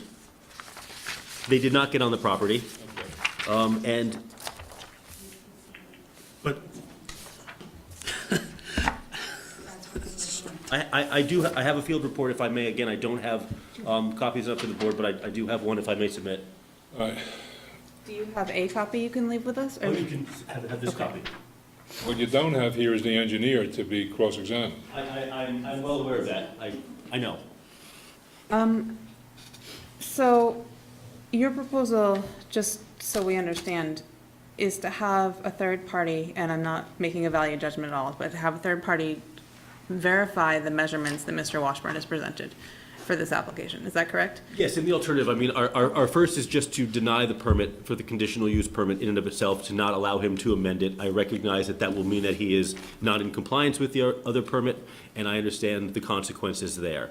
But to the extent that the board is not comfortable doing that, at the very least, have a third-party independent person who's neither side to actually confirm the measurements that he is now submitting because of whatever misunderstandings that he had to begin with from that position. Okay, so with regard to the height, it's a bit of a nuanced issue because height is measured from pre-existing grade. The site has been disturbed for construction. Staff is having the same problem. Looking at the site, we were invited to go out to the site and take a field visit and establishing pre-existing grade. Does your engineer have a suggestion, or you don't have to tell me what the answer is, but did they have a plan for dealing with how to evaluate what the pre-existing grade was? Not that I am aware of at this time. Okay, so would you, I guess, and stop me if I'm not putting words in the board's mouth, I'm just asking the questions that I think are important to make, for the board to make a decision. If the board indeed chooses to establish a new pre-construction grade, then we would agree that that's the point from which TCE Trudell would be making the measurement. That sounds reasonable to me. Again, I'm not an engineer, and I can appreciate not having the engineer here to cross-examine. So then I guess it's important for the board to determine if they're going to recommend this action be taken of having an independent person prior to closing the hearing. It would be important for the board to first determine Establish the how to grade. measure. Whether you What- would reestablish. what the base grade is. Establish a new grade, yes. Right. I agree with that. Because those measurements were taken from the other side of the fence, so it wasn't even. But So- if you're gonna, you so can come up and if- speak, we yeah. just need you to identify Yeah. yourself and Sorry. speak in front of the microphone. Right. And if I may, my clients wanted me to share some pictures with the board of what the structure looks like from their home. By the way, Yeah, I'm no, Kelly that's all Shepherd, right. and I live in this house. Thank you, Ken. So, So these are in the process of being constructed, and this is as of, I believe, either yesterday or this morning.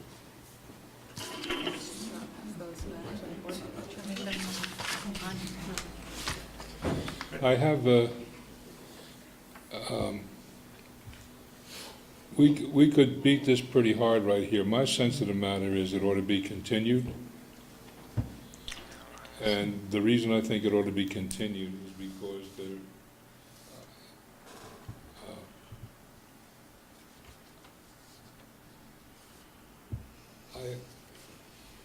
I want to see how the board feels about the issue of inadvertence here, you know, on the one hand. It's a real hardship. We all understand the hardship of a tear down.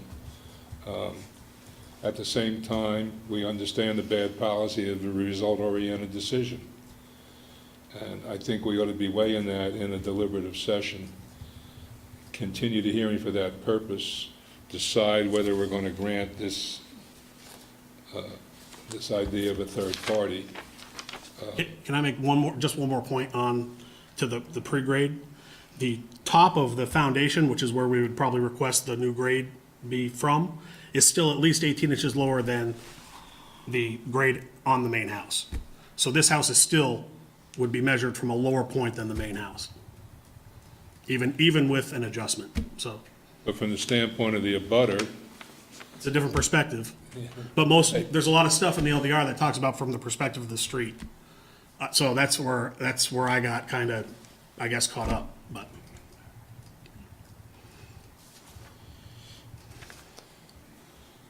Well, I'm fine with Frank's suggestion, and I would wait to hear from anyone else before we make a motion. Say anything else? I just don't understand how 6 inches could make a difference. Their next door neighbor on the other side of them is closer to their house than my house is. When we planned the location of this house, we were very respectful about the neighbors. We could have put it dead center in the backyard, but we put it out in the corner so we weren't next to anybody. There's a big fence, he mentioned the 2 big oak trees. So All the windows are low on the back side of the house. we have done everything to make sure that our neighbors were accepting of this. Our other neighbors can't wait to come over and see it because they think it's so cool. So I'm just really confused on how something like that could affect somebody else's life that drastically. And I guess the other thing is, I'm not sure when the picture with the green board on was taken, but this frame went up on June 23rd. So they've known how tall this thing is for 6 months. And we've been nonstop construction. No notice from them, hey, what you doing? Anything like that? I mean, I know those aren't valid hang on a arguments, but minute. yeah. I think we all understand the hardship argument, okay? The question is, I think, and everybody here, I think, understands what the questions are. The hardship argument versus We the won't be strict able to reading of afford to do law it. It'll versus what Now does we'll the just law knock it down into mean? their yard. How are we willing to interpret the law with regard to habitability? That's a legitimate issue. Hardship doesn't necessarily prevail. I understand. So let's get the pictures over so Brian can see them. So I just want to make sure if the board does choose to continue, we're very clear about what, if anything, the applicant needs to do prior for the purposes of the board deliberation. Brian, can you Just see? barely see that. Yes, that's better, thank you. Thanks, Delilah. I don't think we'd be asking the applicant to do anything. Well, I think that, I think the idea of having an accurate measurement made by a competent engineering firm is a good idea.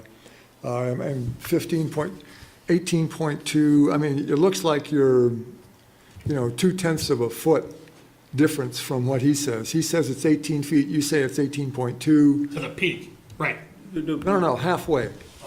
How can you tell halfway from outside the building? I'm not saying it's 18.2, 18.2 half from pre-existing grade, is that what you're saying? Well, yeah, Yeah, that's probably about correct, yes. yeah, 20, he says that, TCE says it's 21.2 at the top, and you say it's 21, so this is 0.2 difference. I mean, so that's what I'm hearing, is it's like a 2.5 inch You difference. say it's 21 at the peak? Well, it depends on what of the overall structure, yes, but not from pre-existing grade, no. Right, so I'm gonna just bring this to Mr. Washburn for a minute so he Okay. can read it, and then I think the rest of the board, because he needs to know what it says in order to respond to it. I would like to just go on the record of, as perhaps Mr. Washburn was being glib, that I would be concerned if he did just knock it down into my Yeah, yard. that was just, it's just frustration. Of course, of course.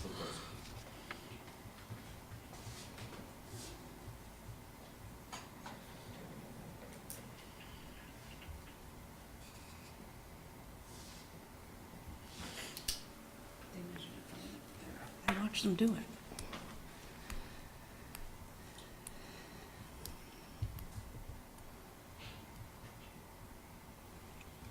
Yeah, the only thing I would say is they're saying 21.2 feet from the peak. What is their, from where? 21.2 from where? Yeah. That's not clear on here to me. And so that, because I'll get this back to you. I was explaining to Marla earlier on the phone, the back of my yard before construction, it sloped down from the back of the house to a low point that was about 35 or 40 feet off the fence, and then it went back up in kind of a roll. Now, I don't know why that was there. It was been there. I've lived in that house for 26 years. I don't know why it was there, but water would collect in the middle, so somebody at some point must have done that. So if it's from their perspective of their backyard, it actually slopes down into their backyard a little bit there. So, there could be 12 or 16 inches of difference if they're using that as the height. I don't know. So that could explain some of that 18 versus 21. Mr. Washburn, what is the height of the main house? Height of the main house is 8, it's 17. But on the back, it's exposed by 4 sets of bricks, so that's another 40, so 21. And that's to the midpoint of the height? I believe so, yeah. Okay. From existing grade or from? Yeah, right, from existing grade, right. So just to clarify, because this may become relevant in the future, I'm going to read a section of the LDRs. Accessory structures exceeding the height of the principal structure on the property shall require approval by the DRB as a conditional use. So, not a problem. We're asking for a conditional use, but it is a different criteria that we haven't necessarily looked at. The other thing in the current permit is a garage, that if there's any height issue, that'll be resolved, because it's gonna be. The garage is taller than Yeah, taller than the house, yeah. Okay, so you wouldn't be necessarily triggering that standard. Okay. And the foundation for the garage is in, so. So the one thing I want is an accurate measurement of everything, what the existing grade is, what the revised pre-construction grade might be if we'd agreed to bring it up to the slab. So just accurate measurements, that's good. And then we can talk about stuff in deliberations. I'm kind of leaning toward reducing the height of this loft so that it's down to 4 feet, so just to make sure that it's Okay, not, yep, I couldn't live So there. we're not snooker. right, got it. Yeah. So bring it down to kind of 4 feet. That's where I'm leaning. And then, let's talk about it again. So get measurements. Yep. And we'll deliberate and bring the height of the. You want the loft fixed first, or you haven't deliberated yet, so we I need to think, hear what you I have to think say. you gotta wait until Yeah, we right. figure stuff out. Wait, So are we closing or continuing? Continuing. wait a minute, we're continuing so that we can get additional measurements, or we're Yep. continuing to decide whether we're going to allow for additional measurements? And where we're measuring Yeah, and, well, so from my perspective, I think we need to know where we're measuring from to get the correct measurement. So I think if. Everything, you gotta measure everything. So measure from the slab now, Yep, and then how far the slab is above the ground. right. But the ground has changed, right? They've done construction, they've excavated, they've backfilled, it's all moved around. So Yeah. there's no There's no way to reliable way determine to pre-construction grade. determine It's what the ground is pre-construction now. grade. It's what the That's what the ground is now? Okay, that's fine. Yeah.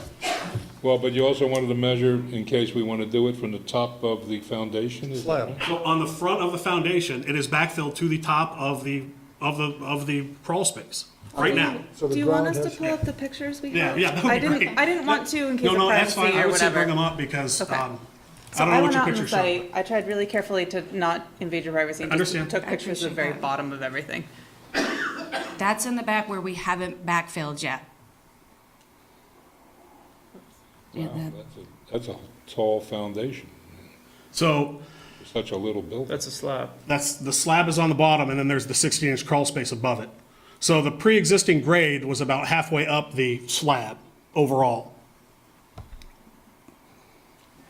This is where they need this picture, Right. that it comes all the way up Right, under right. the porch. Yeah, well, so I can show you on this.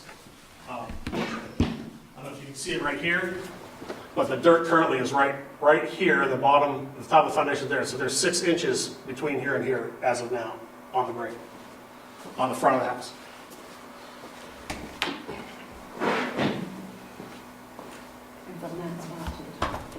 And from that back to the halfway point is 14 feet, 3 inches. according to your measurements. Right, I understand. Why, you can do the calculations. The wall's 131, it's a 9/12 pitch on 7 feet. You can calculate it out pretty easily. All right, when we say we want measurements, I'm a little concerned about the competing measurements issue. What do we want to see?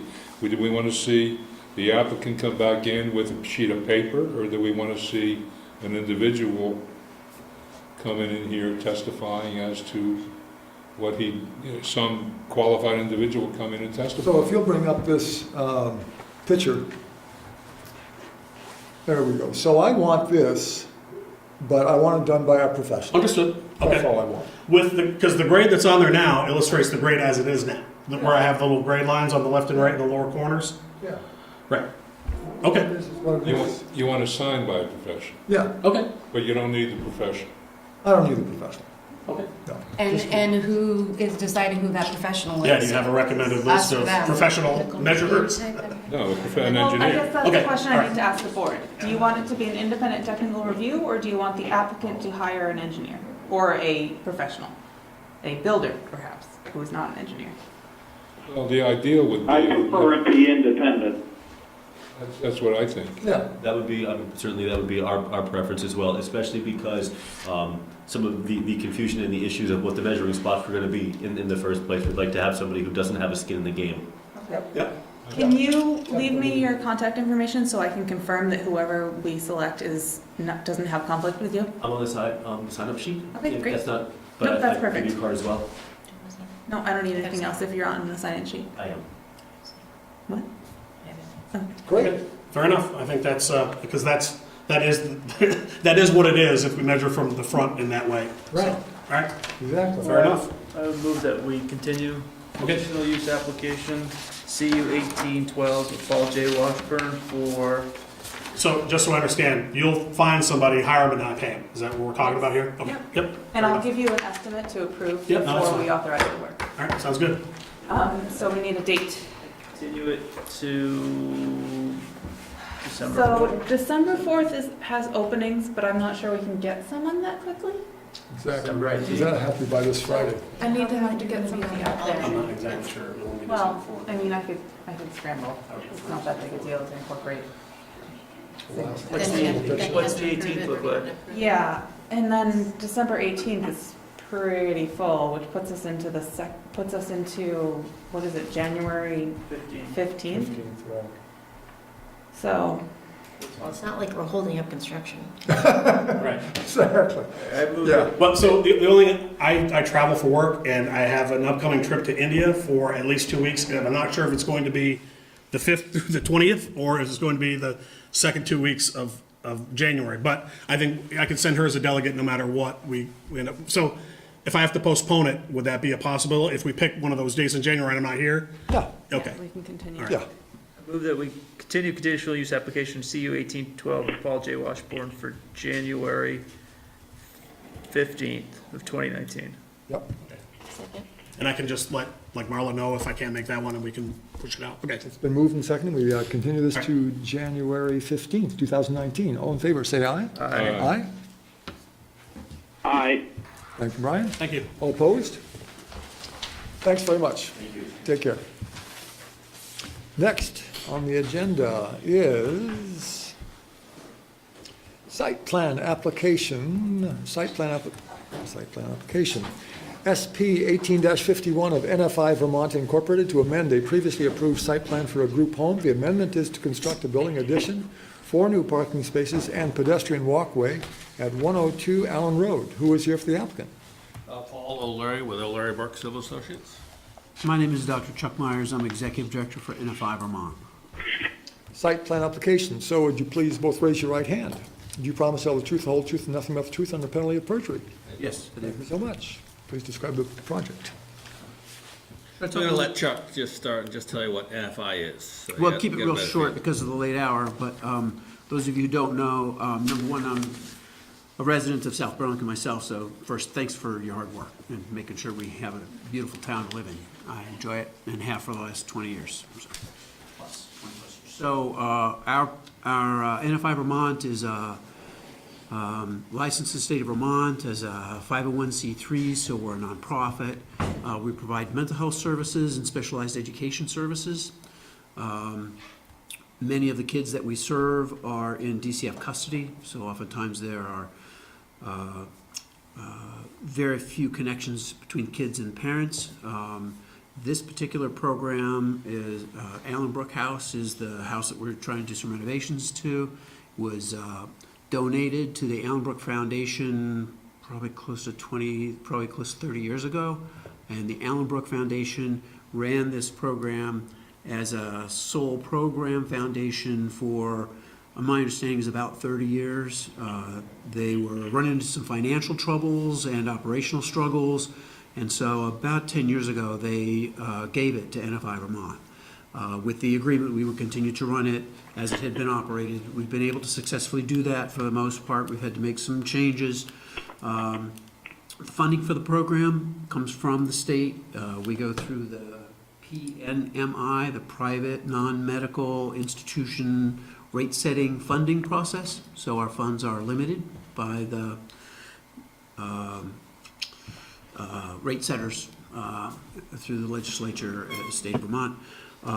The program serves 8 kids. In the past, it's been 4 girls and 4 boys because the bedroom wing has 2 floors, upstairs and downstairs. Girls on 1 floor, boys on the other. Hopefully, none of the 2 mix. And that's a struggle. So, and we received feedback from our licensing. So this program is licensed through DCF, Department of Children and Family. They have a licensing special investigation unit that licenses the program. Even before we took over, the Allenbrook Foundation, and subsequently since we've taken over, we've gotten feedback from licensing. The bedrooms are very small. So they're so small that there's really not much closet in these rooms. So they meet the minimum requirements. We've really been encouraged to expand a bit. So we're trying to do that as efficiently, as cost efficiently as we can. Just moving the walls in the room, it was an expensive option, and we still have boys on 1 floor, girls on the other. The kind of kids that we're having referred now are different than the kids that had been referred historically. In the past, the kids that were referred historically, after bedtime, they mostly stayed in the room. You didn't have to worry too much about it.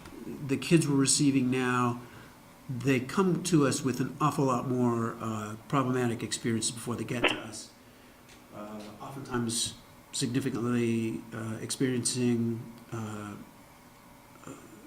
significant amount of developmental trauma.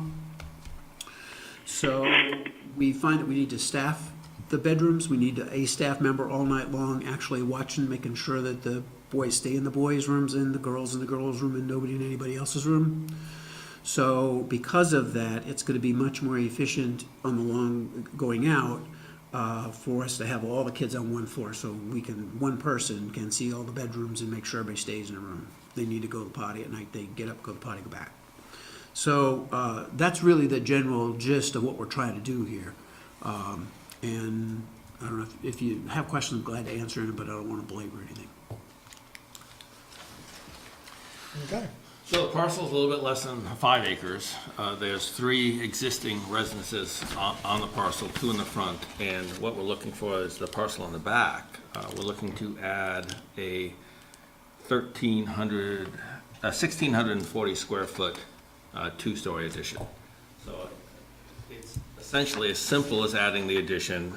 We're also running a new gas line to the back of it, and that we need to increase the size of the water line. So we're running a new water line from the main road back to the building. There is a sidewalk that we're adding on the west side of the property. The sidewalk and some of the grading infringes into, there's a water course that runs through the property right here. It's intermittent, seasonal, and there's an existing driveway and a culvert that crosses here. But per the South Burlington regs, there's a 50-foot setback from that water course. So maybe we could go to the bigger scale plan, the next one, so we could see that a little bit better. There we go. So in the dark is the addition. This is a new sidewalk that we're proposing, along with 4 new parking spaces here. But you can see that there's a blue line on the plan right here, and this is the 50-foot setback from the seasonal water course that runs through here. So we have a little bit of encroachment into that 50 feet for some of the grading that's required for the walk. And that will come up in the staff notes as we go down through them. But fairly simple, fairly straightforward application. The addition to the building, 4 new parking spaces, a new gas main, and a new water line. And if nothing else, then I'll just jump to the staff notes. We'll go down through the number. So new furnace, that's why the new gas line, huh? Likely, yes. So the existing furnace can't upgrade it? We would need to add, because of the additional square footage, yeah. None of my business, but, Yeah, no, that's it, yeah. And it's an older furnace, so that's fuel oil, and it's gonna be more efficient and. Yeah, certainly natural gas is, much less expensive than any alternative that you have currently, so. Are you increasing? My employer is. I'm a little unclear why the preamble was so extensive. Are you increasing the population? No. No. So there's no use issue whatsoever, right? Just a pure building issue, right? yeah. Yeah, I think the preamble is just to give you a feel for what the property is and, to understand that it's a nonprofit and that certainly, cost is a major consideration when they do any sort of expansion like this. So in the existing building, there's 2 floors, and the bedrooms are kind of someplace, huh? Like off to the west or in the main? On the west, yes, yes, sir, the 2 floors, for the bedroom wings, 2 floors, actually, yeah, 2 floors, the whole building. And on the west wing are the other bedrooms, yep. It's kind of a raised ranch structure. You walk Right. down to the first floor, half a flight, and then you walk up a half a flight, to the second floor, so. So the new addition is going to be, there must be elevations. Are there elevations yet? No, there's no Not as part of the elevations. packet, no. Okay. This is not a design review district, so they're not Right. required to provide elevations. Right, yeah. Staff didn't have any concerns with the elevations of the building. The property is pretty well screened from adjoining properties. I may eat my hat on that if somebody is in a butter and has a concern, but staff didn't have any concerns about the elevations of the building. This is a highly sloped area, right? Right. Right. And then the stream the perennial stream, not intermittent stream, that runs their property is a tributary to Bartlett Brook, which is a stormwater impaired water body. Whether that matters or not, I just want to emphasize that that is in fact a perennial stream. Okay, so, so unless there's any other question before we dive into staff notes, let's just go ahead and dive into staff notes. Okay. All right, item number 1, staff considers these numbers seem inaccurate and approximates a higher percentage building and overall coverage based on the provided plans. Though the coverages appear to be well within the allowable maximums, staff recommends the board require the applicant to correct these numbers prior to closing the hearing. We did provide staff with some updated numbers today. They're essentially the same. We believe the numbers are correct as shown on the staff.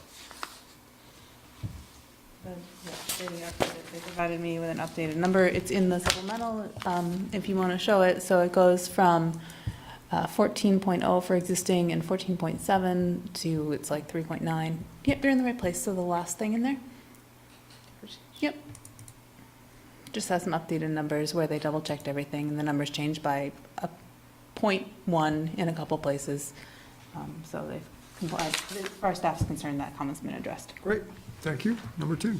Item 2, staff considers the proposed earthwork necessary for construction of the expanded walkway.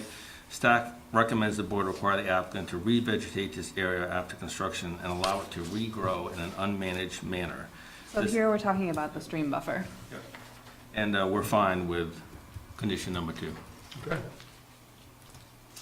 Number 3, staff considers this standard to represent the minimum landscaping requirement and recommends the board require more robust landscaping as discussed above in order to meet the objectives of the stream buffer standards. We're also fine with that condition. Number 4, see discussion above, again, talking about the stream buffers. Number 5. Creation of new lawn areas within stream buffers not permitted after the effective date. Okay, yep. Number 5, the placing of vegetation within the stream buffer is prohibited. as a conditional approval. We are fine with that. Item number 6, on the utility services. Staff considers that given the extent of disturbance required to install the new utilities, that would be the gas line and the water line, the board should require the applicant to relocate the existing wire-served utilities underground as well. Now, we currently have overhead power that comes in from the street. There's 2 poles, and then it runs to a weatherhead on the building. And that would be a sizable investment for us to have to put all that underground. And again, being a nonprofit, budget is very important to us. We would ask the board to allow us to continue to have the building served by the existing overhead power. How's the board feel about that? My view is that we should at least get an estimate of how much it would cost. What do you guys feel, or you care? Don't care. Don't care. It'd be 3 to both- 1. It'd be both Don't power, care. telephone, Well, cable, they all whatever have to go Brian thinks. underground, so. Sorry? So it's not just power, because, because you have power, you have cable, and you have telephone service, all comes in overhead. So there's actually, there's 3 separate conduits, 3 separate structures. Yep. So it's a sizable investment for. Ryan? I'm having a little trouble hearing. So, I said that I wanted a cost estimate to plant those 3 types of cabling in the ground. The rest of the board said they didn't care, and they would not insist on, I'm interpreting the comment, "don't care," to mean that you don't really need to see these things buried underground. Right. Okay, so that's where we are. Brian, does that make sense? Okay, yeah, so I'm looking at the standard in section 1513 as it's quoted in these proposed findings, and it says that the utility lines shall be underground, meaning must be underground, insofar as feasible. So I think there needs to be a finding of infeasibility if they're not going to be underground. Right, and To my point of a cost estimate. So, precedent a little bit on this is that for new buildings, the board requires utilities to be underground, period.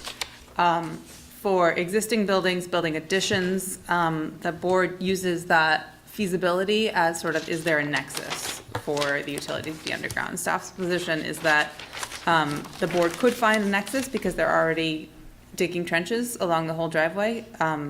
Staff doesn't have a lot of skin in this game. Yeah, and so it would be the charge from the utility, because they would have to then take it from poles, because they're not, it's gonna be on a pole when it hits the edge of the property, and then it's gonna go down the pole, and so they have to lengthen the cabling and so on, so yeah, if you just. Well, it has to be new cabling, and then essentially, if you start from the street, you gotta serve the first house, so there has to be a vault put in, to put the transformer, then you need a connecting cabinet, then it's gotta go to the next pole where you need another vault and another transformer, so, we're likely talking $20,000-$30,000. It could easily be a Wait a minute. big chunk of cash. So the project cost is estimated by the applicant to be $250,000, to give you a sense of scale. Okay, could I ask a question of the applicant's engineer? Go for it. Okay, so given that cost, which I thought I heard was in the range of $25,000 to $30,000, Yes. given that cost, is it your testimony that putting those utility lines underground would be infeasible for this project? Yes. Okay, thank you. Wait a minute, I'm going to reverse myself because I didn't see this regulation. I'm reading 1513E. We all agree that that's what applies here? New electric, telephone, outdoor lighting, and cable TV distribution systems shall be underground, period. For new construction, right? Well, no, it says new distribution systems. Right. Is this a new wouldn't be distribution? new. No, This isn't it new. comes to the building now, and Okay. If you don't make us put it underground, we don't have to spend any money on a new power line, cable. If you had a new building that had no electric service, We you would wouldn't be have to put asking, we underground, wouldn't and you be don't have a asking the choice. question if it was a new building. It's not a new distribution system, is what you're saying. It's an That's correct. existing structure with existing The power. question is to bury what's there or not, right? Correct. But you're also extending, are you not? No, we have a fully functional system that comes right to the corner of the building. It's gonna stay You're at not that corner extending of the the building. exterior at all? No, we're extending the building, but not, you Not know. there. Not The the- service not- comes to the closest corner. It's We'll gonna take it. stay there. Same meter, same box. I hear you, objection withdrawn. Right. Super, thank you very much. Continue. Item 7 is on the landscaping. Staff recommends the board require the applicant to install an additional $4,000 in landscape value, and further recommends the board require the applicant to inventory and replace on a caliper basis the trees proposed to be cleared. Staff suggests the board consider requiring landscaping to be installed in the areas that are proposed to be cleared, particularly in the stream buffer. Staff further recommends the board discuss with the applicant the opportunity to use a portion of the required budget for site plan improvements other than tree planting, as long as the objective of the landscaping standards to result in a mix of large canopy tree species is met. We're agreeable with that condition. That was the John Wilking condition, just so everybody's clear. Yes, I'm sad he wasn't here for yeah, this. exactly, right. Number 8, staff recommends the board require the applicant to revise the plans to provide silt fence protection for the entire area downgrading of the soils proposed to be disturbed, particularly as the downstream receptor is Bartlett Brook, a stormwater impaired stream. We'll make that change to the plans. Great, thank you. So if I can just step back to 7 for a second, because it occurs to me, this is about the landscaping, and it occurs to me that the board probably can't close until they see the revised landscaping plan, because the board can't be specific enough about what that landscaping plan would be. The board cannot be specific enough. So you have to approve a plan, and unless you can In say a what site that plan plan looks application. like. In a site plan application. The landscaping plan. We don't have a landscaping plan, I mean, I'm not seeing. Well, we do, we landscaping. have a landscaping plan, but it doesn't, it's Not in the package. short of 4,000, it's short by $4,000. The it wasn't applicant in has the said package. they will amend to address staff comment number 7, but because we don't have a specific plan, the board can't approve a specific plan, and therefore shouldn't close the hearing. I got it. Got it. Yep, all right, so, I mean, but we can, as soon as you submit a plan, next, I mean, it'll be a 5-minute thing, we can deliberate that night. We understand. Okay, very good. Number 8. 8, with staff recommends the board require the applicant to revise the plans to provide silt fence We already protection. did that, didn't we? I'm sorry. All My set fault. with 8. My fault. I'm So sorry. number 9, the applicant has shown an existing bike rack on the plan, but indicates that it'll be replaced as part of the project. Staff recommends the board require the applicant to place one inverted U-type bicycle rack on the plan, providing parking for 2 bicycles. The racks must meet the minimum spacing and sighting standards of LER section 13.14B2. The applicant will be required to place the remainder of the required bicycle parking spaces as part of the next site plan approval. We are fine with condition number 9. 10, staff recommends the board require the applicant to update the plans to reflect the stabilization timelines of 16.03B and the topsoil requirements of 16.04A. We're fine with 10. Staff recommends the board require the applicant submit a letter from their engineer confirming no additional water or wastewater is needed for the project. Staff recommends the board require the applicant to submit an application for wastewater connection prior to the issuance of a zoning permit. We're not proposing any additional students use the building, so we would expect the water and wastewater usage would remain the same. Which would Additional mean we staff? would not require a wastewater permit from the state. Cool. Questions from the board? Ryan, anybody? Could you just sum up for me, because I kind of lost the audio. Where did we wind up on the question of the underground utilities? Not necessary. Not necessary at all. Okay, good. Well, not mandated, let's put it that way. Not mandated, so we don't have to take evidence on whether it's feasible or not. That's a moot question. Right. Okay, good. Good. Comments, questions from the public? Anyone have anything to say? Yes. Kathy Frank, like that. I'm wondering, the frontage on Allen Road of that property does not have, is part of the gap in the sidewalk on Allen Road. It comes by Pillsbury, the Pillsbury complex, and then there's a gap that goes up to the beginning of the Baycrest. You're welcome to come up and point if you'd like. So on the north side of the road? It comes. Yes, on the north side. Yeah, north side. It comes over to Pillsbury. It Yeah, comes right from there. about here, it comes across here, then there's a gap to here, where it goes up. And one of the concerns is to get a sidewalk that continues all the way down to here. There are two gaps. And so I don't want to suggest that something like this costs a nonprofit money, but is there a way to make sure or facilitate that there is an easement or something that the sidewalk could go across at some point when it can be built? Well, isn't there public right of way right there? So Kathy actually gave me a heads up on this question, and I tried to look into it today, but I wasn't able to connect with DPW. The sidewalk is a priority project. I looked at the aerial quickly, and it looks like there's likely to already be space within the right-of-way, but I understand that it's in scoping, so I should be able to get a more definite answer on whether any additional easement is needed. Whether there's a nexus for the board to require an easement of the applicant at this time would have to be for up to the board to decide. So, if there were a nexus, I'm not saying that there is or isn't either way, but if there were, I think it'd be great if we could kind of kill two birds with one stone here. So I would really like to find out if there is an easement needed, but I would urge the board to consider whether there's a nexus to require an easement.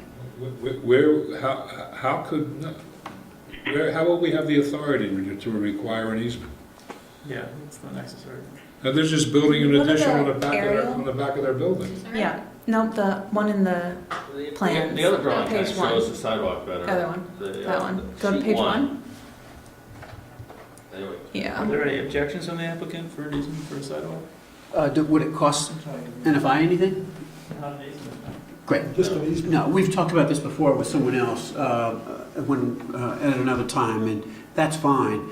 But what I will just alert folks to is that sidewalk would go up to where the brook comes under Allen Road. And the bridge over Allen Road there is not very wide. It's just wide enough to carry the road. Yeah. So Right here. I actually know that pretty well because I run down to that corner in front of the apartments there pretty often. And there's a small house there and then the apartments. So there'd need to be some kind of widening of whatever's there, the culvert or the whatever. But it would be great if we could have a sidewalk all the way up. We'd be very in favor of that, so there's no problem from our point of view. But imposing any burden on the private owner seems to me to be way outside. Right. Thank you. I appreciate that, yeah. Right. Yeah. But for somebody, if there's some way that publicly we could do that as a town, I think that'd be great. It adds to the connectivity of the whole place, of the entire Right. town. That'd be great. Right. And so I think, so go ahead, I'm sorry, Frank. Well, no, that's all, I mean. Yeah, so providing an easement, you're not saying that asking the applicant for an easement is an inappropriate burden? Yeah, I am. Oh, you are? Yeah. Okay. Well, it's part of the approval. Yeah, it's part of the approval. I mean, we could say, gee, we hope you'll help her out if she needs it, if you can do it. But I don't think it's got anything to do with the application whatsoever. And to condition it in any way on the easement would be a pretty serious overstep. Okay, all right. Well, this is a city problem. The city should make it work. You know, within the public right of way, and if they need a little help from the private owner, then they go ask. Okay. If I can just say as part of the record, I'm glad to be a good neighbor, so let's figure it out, okay? Thanks very much. That's good. Yes, go ahead, Matt. Okay. Jennifer, Brian? No further comment? We still got Brian?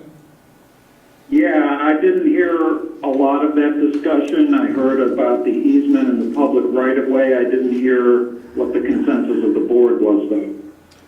The consensus of the board, we agree with Frank that it's an inappropriate a requirement to condition the approval on, but the applicant has said that he's very happy to work with Bike and Ped Committee on helping the city get that easement. So that's where we wind up. Yeah, that's fine. I would have the same objection that Frank had in terms of requiring applicants to obtain easements as conditions of permits, so that's fine. That's great. Thanks, Brian. Other comments, questions from the public? Okay, so we are continuing this too. Are we continuing this? Yeah, because we need a landscape. Yeah. We need a landscape. Can you get that by what? We can do it quickly. We'd like to be continued to the next available meeting. I think the Yeah, December- first meeting in early December, December. yes. Yeah, December 4th, so if you can get it to me, you know, Monday or Tuesday of So I would that. move that we continue site plan application SB 1851 of NF5 Vermont Incorporated to December 4th. We moved and seconded. We continue this to December 4th. All in favor, say aye. Aye. Opposed? Aye. Thank you, Brian. Opposed? Hearing none. Thank you very much. Thank you very much. I appreciate your hard work. Vice versa. So there are no minutes in the packet, and so I will just close the meeting at 9:25. Thank you all very much. Take care. Aye. Good night.